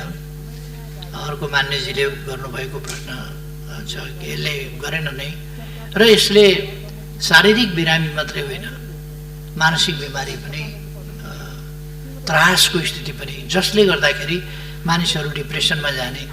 डिप्रेसनको एउटा अनेक लक्षणहरू छन् डिप्रेसनका, त्यो लक्षणमध्ये एउटा लक्षण हो मरुमरु लाग्ने। एउटा डिप्रेसनको लक्षण हुन्छ मरुमरु लाग्ने। त्यो डिप्रेसनको लक्षणबाट मानिसहरूले आत्महत्या गर्छन्। सधैँ मान्छेले आत्महत्या गर्न सक्दैन जबसम्म मान्छे डिप्रेसनमा गएको छैन या सधैँ छ, ज्यानको माया लाग्छ। जैविक प्रवृत्ति मध्ये पहिलो प्रवृत्ति हो जीवन रक्षा। पहिलो प्रवृत्ति जैविक प्रवृत्ति नै हो, मानवीय मात्रै होइन। जुनसुकै जीव, जुनसुकै जन्तु, जुनसुकै जनावर, जुनसुकै कीट, जुनसुकै पतंग हरेक बाँच्न खोज्छ। कहिले कहिले हामी उपियाँ देख्छौँ, त्यसलाई यसो औँलाले थिच्न खोज्नुहोस्, तपाईँको औँलो त्यहाँ जाने बित्तिकै छड्केतिर फुत्त उफ्रिन्छ। फेरि अर्को ठाउँ यसो थिच्न खोज्नुहोस्, अर्कोतिर फुत्त उफ्रिन्छ, किनभने त्यो बाँच्नका लागि। मैले खाना खाँदाखेरि कहिले कहिले बाहिर ब्रेकफास्ट गर्दा या खाना खाँदाखेरि बाहिर बरन्डामा खान्छु। बरन्डामा खाएपछि काग मसँग खानेकुराको सम्बन्धमा अलिकति लडाइँ गर्न आउँछ। मलाई पनि भोक लागेको छ, आफै मात्रै एक्लै बसेर खाने, ल्याउ खाना भन्न आउँछ। त्यो मैले खाना दिन्छु, तर ऊ जबसम्म सुरक्षित छु, मसँग जालझेल भएको छैन, धोका भएको छैन भन्ने यकिन हुँदैन, तबसम्म मैले खाना दिएको हुन्छु, खाँदैन। किनभने यसले मलाई कुनै ट्रिक त गरिरहेको छैन, यति नजिकै खाना दिएको छ, कसरी खाने? म खाना समाउन खोज्दाखेरि उसले मलाई समात्यो भने के गर्ने? उसले शङ्का गर्छ, यकिन गर्दैन। अनि उसले विचार गर्छ, यो ज्यान खतरामा राखेर खाना काम छैन, भोक लागे पनि बरु भोकै बस्छु, बाँचियो भने त भरे अन्त पाइन्छ खानेकुरा खाउँला, यहीँ मरियो भनेदेखि त गइगयो, खाना के खाएर अर्थ के भयो? त्यसकारण बाँच्ने पहिलो कुरा हो भन्छ र खाना मान्दैन। अनि अलिक पर्तिर साथ दिएपछि अब म सुरक्षित छु भन्छ र अनि खान्छ। सुरक्षा पहिलो कुरा हो। त्यसकारण पछि पछि त्यो विश्वस्त हुँदै हुँदै अहिले चाहिँ नजिक आएर त्यो सँगै मात्रै होइन खोसेर खान खोज्छ। कहिले कहिले उसलाई विश्वास भयो कि यसले मार्दैन, यसले कुनै पासो थाप्दैन, जालजेल गर्दैन भनेपछि त्यो अलिकति टेम्ड भएको छ, अलिकति घरेलुपन त्यसमा आएको छ। तर पनि ऊ पूर्ण यकिन चाहिँ गर्दैन, फेरि पनि हेर्छ, अनुहार हेर्छ, हात हेर्छ, हात चलाइ हेर्छ, उसको खानातिर मुखतिर नै लगाएको छ कि मतिर ल्याउन खोज्दैछ त्यो हेर्छ। उतिर हात यसो गऱ्यो भनेदेखि ऊ फुत्त पर सरिहाल्छ।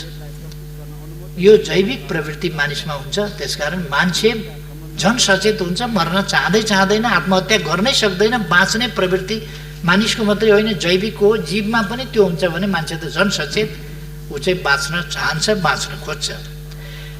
त्यसकारण जब मान्छेले आत्महत्या गर्छ तब बुझ्नुपर्छ पीडाले मर्यो, के भएर मर्यो, कसो भएर मर्यो भने पनि त्यस पीडाले उसलाई पहिले डिप्रेसनमा लान्छ र डिप्रेस भएपछि मात्रै उसमा मर्ने प्रवृत्ति सुरु हुन्छ र हाबी हुन्छ। जब मर्ने प्रवृत्ति, मरु लाग्ने प्रवृत्ति हाबी हुन्छ तब उसले आत्महत्या गर्छ। त्यसकारण हामीले साइकोलोजिकल ढङ्गले ट्रिट गर्ने, काउन्सिलिङ गर्ने यस्ता बेलामा जरुरी छ। त्यसै कारण हामी भनिरहेका छौँ कि टेरर, मानिसलाई टेरर हुने गरी, टेरराइज हुने गरी होइन, सतर्क हुने गरी कुरा गरौँ। हामी पनि सतर्क बसौँ, आतंकित नबनौँ। कोरोनाबाट सतर्क बसौँ, आतंकित नहौँ। यो खराब हो, यसले मार्न पनि सक्छ, तर त्यसबाट हामी बाँच्न सक्छौँ, सर्न नदिन सक्छौँ सतर्क भयौँ भने। त्यसकारण आतंकित नबनौँ। आतंकले डिप्रेसनमा लान सक्छ। यस्तो कुराहरू थुप्रै भएको छ। डिप्रेसन, अब कोरोनाको कारणले डिप्रेसन भएको हुनसक्छ, अथवा कोरोनाका समयमा भएका अन्य गतिविधि, अन्य क्रियाकलाप, अन्य हिंसाजन्य कुराहरू अथवा अरू प्रकारका मानसिक दबावहरू सिर्जना भएर पनि डिप्रेसनमा गएको हुनसक्छ र आत्महत्या भएको हुनसक्छ। तर त्यो लकडाउनका कारणले होस्, अरू कारणले होस्, कोरोना लाग्ला भन्ने डरले होस्, अथवा लकडाउनको फाइदा लिएर कसैले सबलले दुर्बललाई पीडा दिएको होस्, बाँच्न कठिन बनाएको होस्, मर्यादित जीवन जिउन नदिएको होस्, जेसुकै कारणले भए पनि त्यस्ता कुराहरू हुने गरेका छन् जसप्रति सरकार अत्यन्त संवेदनशील छ। र सामाजिक काउन्सिलिङ गर्ने कुरा, आतंकित नहुने कुरा, समाजलाई सभ्य र मर्यादित ढङ्गले चलाउनुपर्छ। हामी मानव जाति चाहिँ सभ्य हुनुपर्छ, परपीडक होइन, सहयोगी हुनुपर्छ भन्ने असल चेतनाका कुराहरू सम्प्रेषण गर्ने र मानिसलाई कोरोनाबाट पनि त्यही ढङ्गको सजगता दिने, आतंक होइन। त्यस सम्बन्धमा पनि हामीले प्रयास गरेका छौँ। सञ्चार माध्यमहरूलाई पनि हामीले भनेका छौँ कि सञ्चार माध्यमहरूले सचेत बनाउने, त्रसित बनाउने होइन, मान्छेलाई उच्च मनोबलको बनाउने, आतंकित होइन। उच्च मनोबल कि हामी सर्नबाट रोक्न सक्छौँ, जोगिन सक्छौँ, सरिहाल्यो भने पनि त्यसलाई पराजित गर्न सक्छौँ। नेपालीमा इम्युन सिस्टम धेरै राम्रो छ भनेर मैले धेरैपल्ट सकारण भनेको छु। सकारण, त्यसका तर्कहरू छन्। कतिपयले इम्युन सिस्टम बुझेका छैनन्। नेपालीहरूमा असाधारण इम्युन सिस्टम छ। एकाध उस्तै कमजोर भएका मान्छे, इम्युन सप्रेस गरेका मान्छे, त्यस्तोहरूलाई मात्रै खतरा हुन सक्छ। नत्र भने साधारणतया भन्ने हो भने नेपालीहरूमा जुन इम्युन सिस्टम छ त्यो लागेर पनि त्यसले लगिहाल्न सक्छ भन्ने कुरा छैन, होइन। त्यसै कारण 7177 जना सङ्क्रमित हुँदा जम्मा 20 जना, त्यो पनि अन्य रोगले गर्दा। यो कोरोना लागेपछि अब WHO को भनाइअनुसार हामीले एउटा त्यो मापदण्डलाई मान्न पर्ने कि त्यो लागेपछि त्यसैको टाउकोमा हालिदिनु पर्ने भएको हुनाले यो 20 को सङ्ख्या भएको। अझै पनि म त्यो दोहोऱ्याउन चाहन्छु, त्यो सत्य हो त्यो कुरा। र नत्र भने हाम्रो साह्रै सानो सङ्ख्या होला। यति हामीले 1167 जना त निको पारेर घर पठाइसकेका छौँ। अर्थात् यो निको हुँदो रहेछ नि, निको हुन्छ। 1-2 जना बितेको भए पनि 1167 जना त निको भएर घर गए अथवा निको भएर घर जान्छन्। 81-82 वर्षको उमेरको ज्येष्ठ नागरिक महिला निको भएर घर जानुभयो। 64 वर्षको ब्लड प्रेसर भएका बिरामीहरू, उच्च रक्तचाप भएका बिमारीहरू, दमका बिमारीहरू, अरू विभिन्न बिमारीहरू भएकालाई गाह्रो पर्छ भनेको पनि नेपालमा त्यस्ता बिमारी, कोही म त दमको बिमारी थिएँ, यस्तो थियो, तर पनि उच्च रक्तचाप पनि थियो, तर पनि मजाले तातो पानी खाने गरे, निको भएर पो आएँ भन्ने बुढाबुढीहरू हामीले भेटिरहेका छौँ। त्यसकारण नेपालीहरूमा इम्युन सिस्टम धेरै धरो छ र हाम्रो उपचार पद्धति प्रवृत्ति पनि भरसक राम्रो छ, तर यसको औषधि छैन। त्यसकारण पर्खिने र प्रतिरोध गर्ने नै यसको, त्यसका निम्ति कसरी प्रतिरोध क्षमता बढाउने त्यस सम्बन्धमा मैले प्रतिनिधि सभामा पनि, सायद राष्ट्रिय सभामा पनि अगाडि पनि मैले बोलेँ होला, कसरी इम्युन सिस्टम चाहिँ दह्रो हुन्छ, दह्रो बनाउन सकिन्छ भन्ने कुराहरू 5वटा टिप्सको बारेमा मैले कुरा गरेँ होला।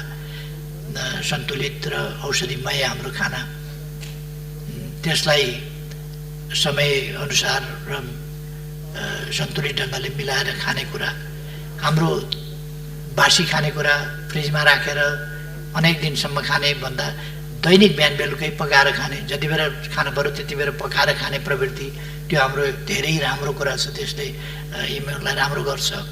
अर्को, हामी शारीरिक श्रम गर्छौँ, व्यायाम गर्छौँ, योगा गर्छौँ, त्यसकारण हामी स्वस्थ छौँ। यस धरतीमा योगा हाम्रा पूर्वजहरूले खालि शारीरिक व्यायाम मात्रै होइन, प्राणायाम समेत, जो प्राणायामले शारीरिक व्यायाम मात्रै होइन,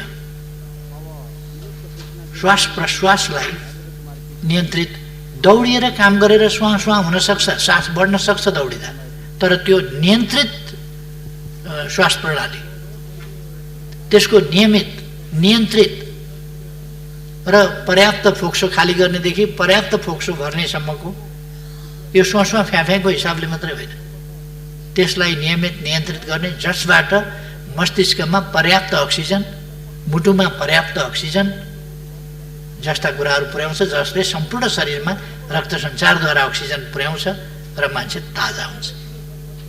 यी सब काम हाम्रा पूर्वजले अनुसन्धान गरेका थिए। त्यसकारण यो हामी कहाँ छ नि, त्यसै गरेर आरामका कुरा मैले गरेका थिएँ, त्यसै गरेर स्वास्थ्य स्वस्थ ती कुराहरू मैले भनेको थिएँ र सकारात्मक सोच राख्न पर्ने कुराहरू, उच्च मनोबल राख्न पर्ने कुराहरू।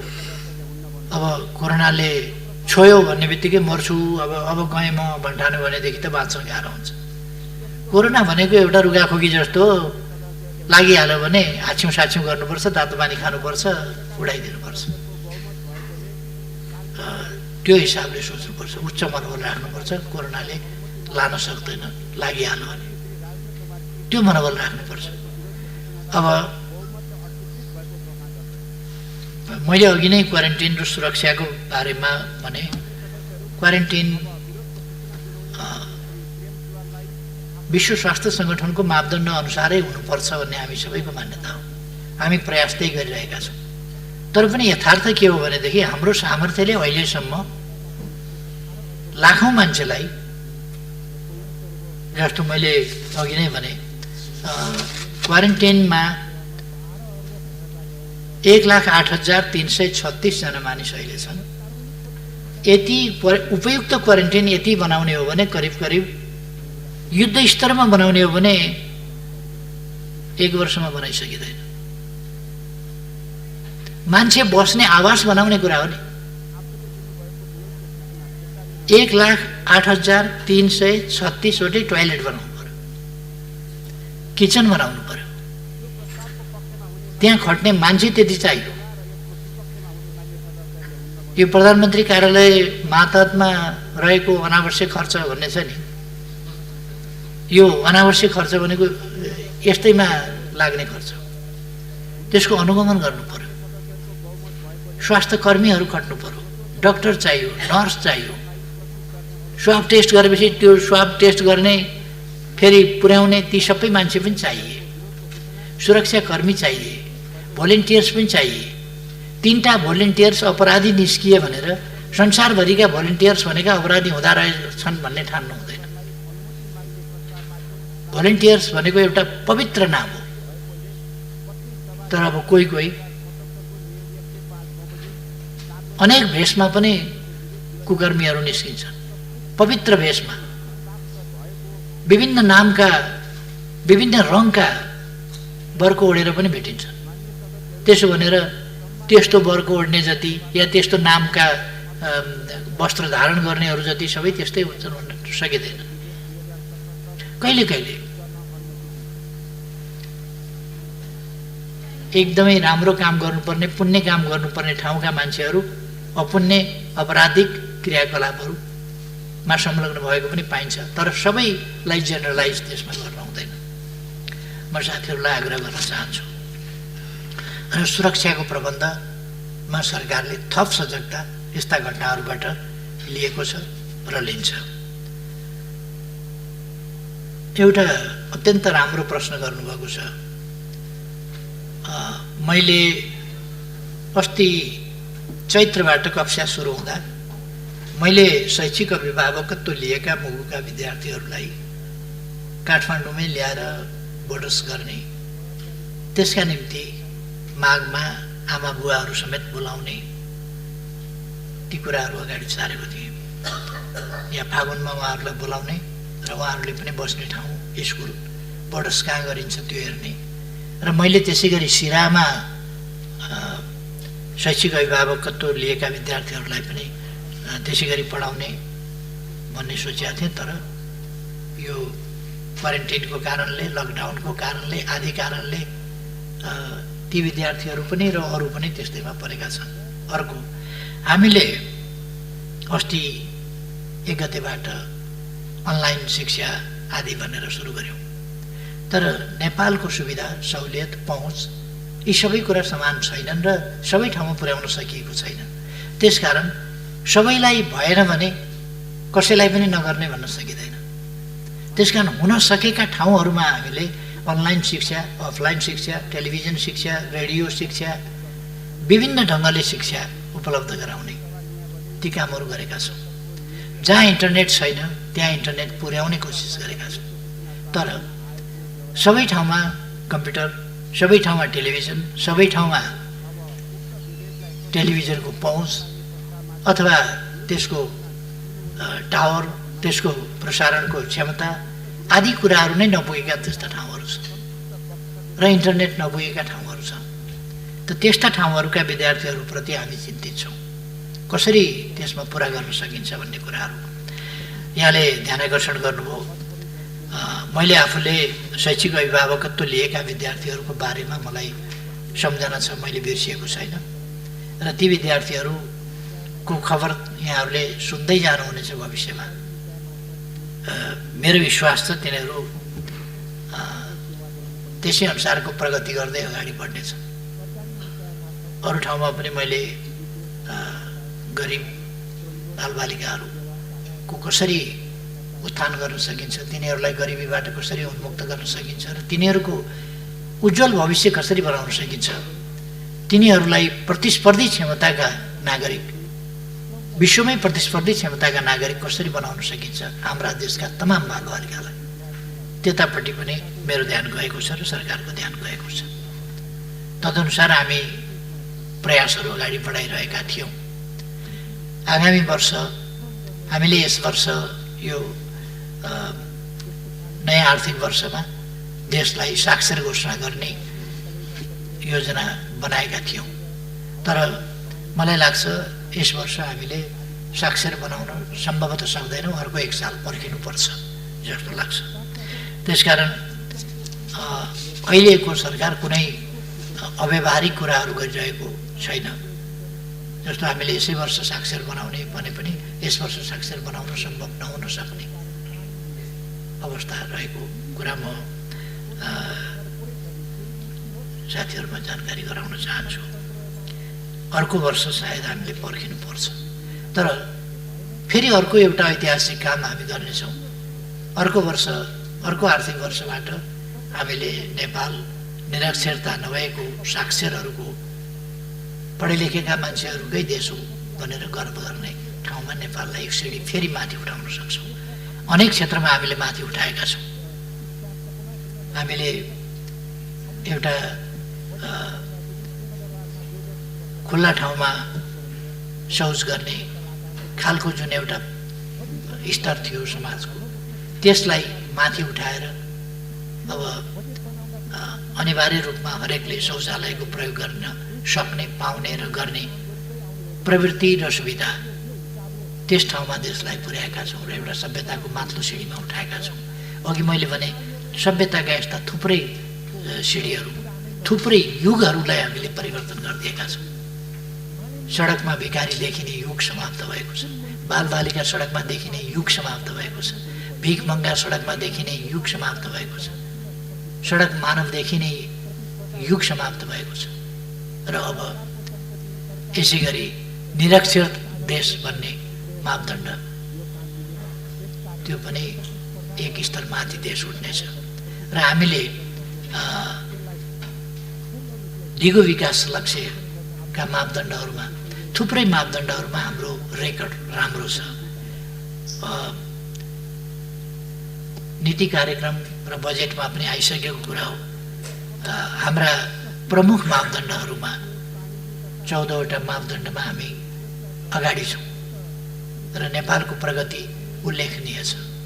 र यस्ता मापदण्डहरूका आधारमा हामी थुप्रै ठाउँमा प्रशंसित पनि भएका छौँ। नेपाल, हाम्रो प्रगति, हाम्रो लोकतन्त्र, यस लोकतन्त्रले दिएका उपलब्धि, यस लोकतन्त्रमा स्मुथली हामीले समाज परिवर्तनको क्रमलाई अगाडि लगेका कुरा, सङ्घीयता कार्यान्वयनको कुरा, संविधान कार्यान्वयनको कुरा जुन स्मुथनेसका साथ हामीले लगेका छौँ, त्यसलाई संसारले प्रशंसा गरेका छ। हामीले हिंसाको अन्त्य गरेर शान्तिको दिशामा जुन प्रगति गरेका छौँ, शान्ति प्रक्रियालाई जसरी प्रारम्भ गऱ्यौँ, अगाडि बढायौँ र समाजमा शान्ति स्थापना गऱ्यौँ, यी कुराहरू अगाडि बढेका छन्। अब अहिले केहीहरूले हल्ला चलाएका छन्, पढ्न अल्छी लाग्छ कि क्या हो। एमसिसी पढेका मान्छे मैले त्यति भेटिनँ। एमसिसी सम्झौता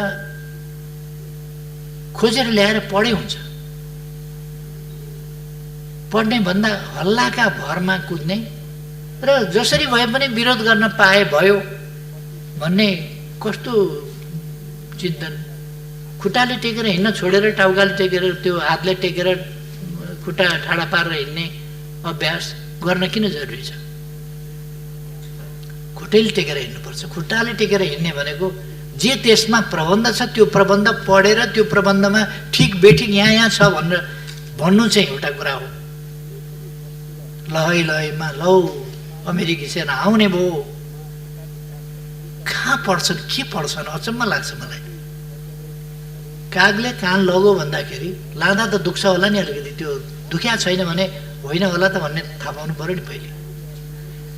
दुख्या छैन तैपनि सुटुकै लगेछ कि भन्ने हो भने पनि छाम्नु पऱ्यो नि काम छ कि छैन यहाँ भनेर।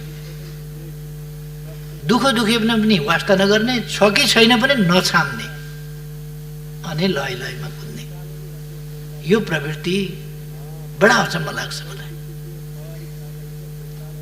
अहिले सडकको पनि विषय बनेको छ, अन्तको पनि विषय बनेको छ। यो सान्दर्भिक अहिलेको विषय यहाँको नभएको हुनाले म यसमा धेरै अगाडि जान चाहन्न। तर पढे हुन्थ्यो नि सम्झौतामा के लेखेको छ कि यस देशमा विकास हुन आँट्यो भन्ने चिन्ता हो। यस देशमा विकासका लागि अनुदान आयो भन्ने चिन्ता हो।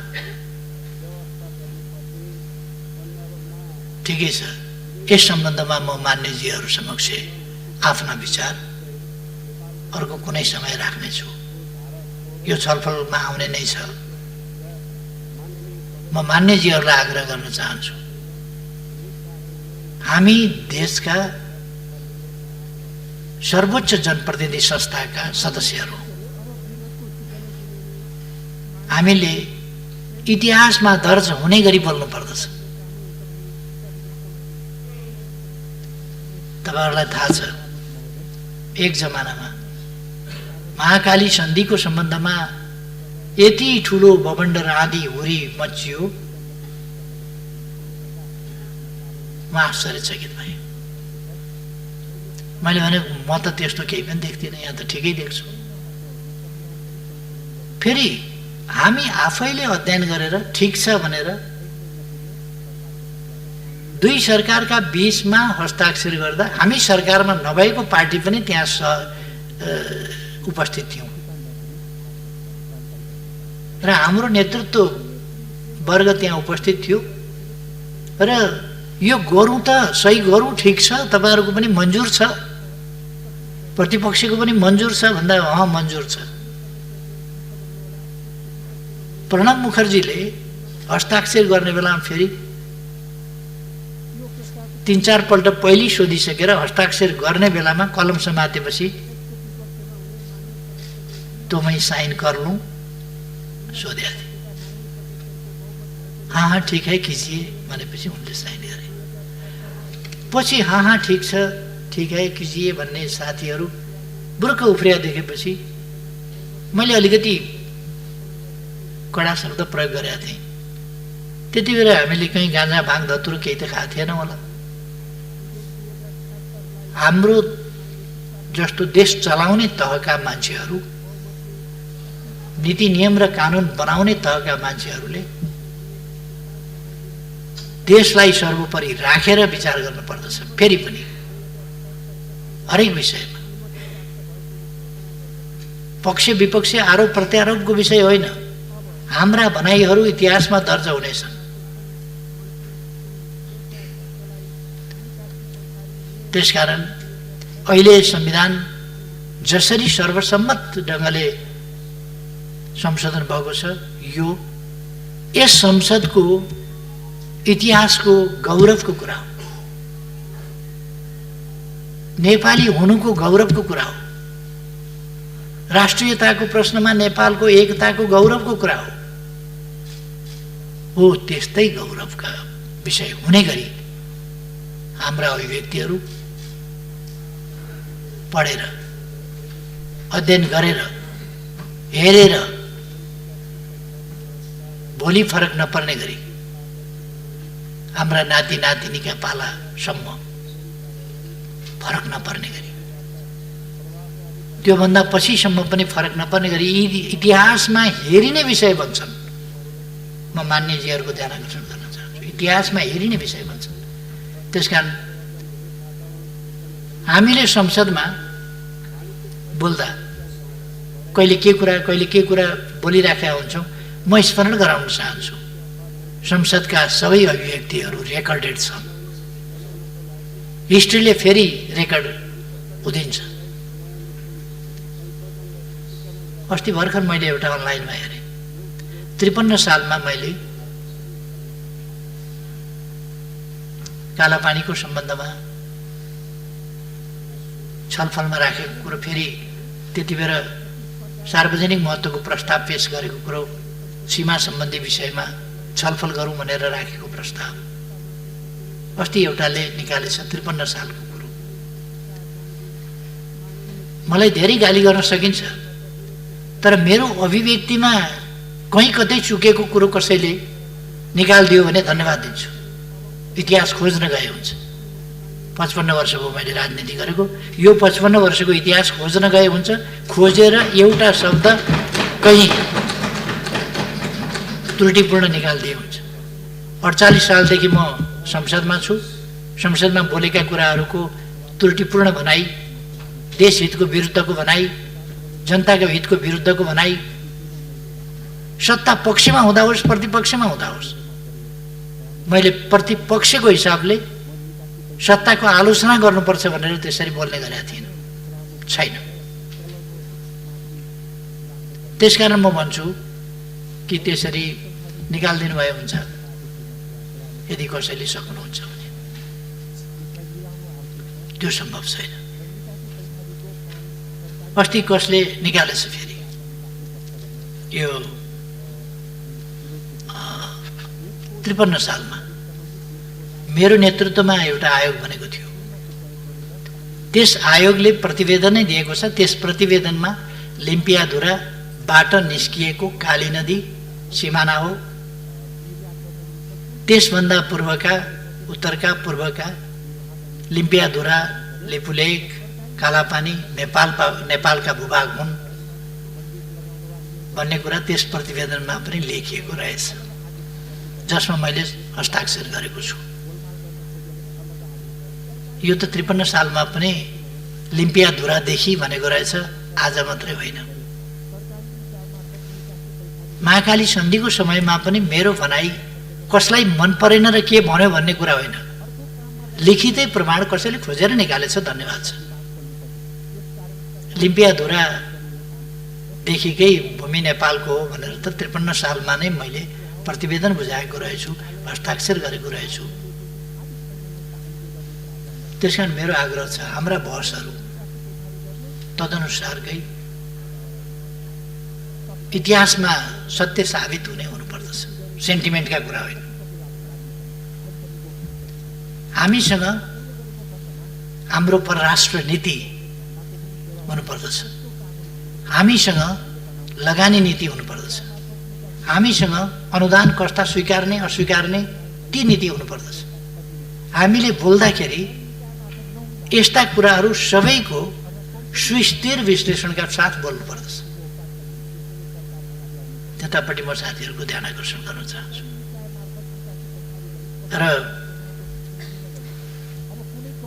विचार राख्न, देश र जनताको हितको पक्षमा अध्ययनका निष्कर्ष र विचार राख्न हिचकिचाउनु हुँदैन, हिचकिचाउनु पर्दैन। त्यो स्वतन्त्रता हामीलाई छ। विचार छलफलका लागि पार्टीले निषेध गर्दैन, व्हिप लगाउँदैन। कमसेकम मैले नेतृत्व गरेको पार्टीको कुरा म गर्छु। छलफलका लागि निषेधित व्हिप जारी गर्दैन। कहिले कहिले मतदानका लागि व्हिप जारी गर्न सक्छ, कहिले कहिले त्यो पनि गर्दैन। जे होस्, म मान्यज्यूहरूलाई धन्यवाद भन्न चाहन्छु। यस दिशामा हामीले हाम्रो संसदलाई, सिङ्गो संसदलाई, सिङ्गो सङ्घीय संसदलाई, त्यो प्रतिनिधि सभा होस् वा राष्ट्रिय सभा, यसलाई गरिमामय, जनताको नजरमा विश्वसनीय, अत्यन्तै फलदायी, देश र जनताका हितमा साँचो अर्थमा सजग ढङ्गले उभिने संस्थाको रूपमा अगाडि लानुपर्छ। र म मान्यजीहरूको जुन प्रयास छ त्यसलाई धन्यवाद भन्न चाहन्छु र आफ्नो भनाइ टुङ्ग्याउँछु। धन्यवाद।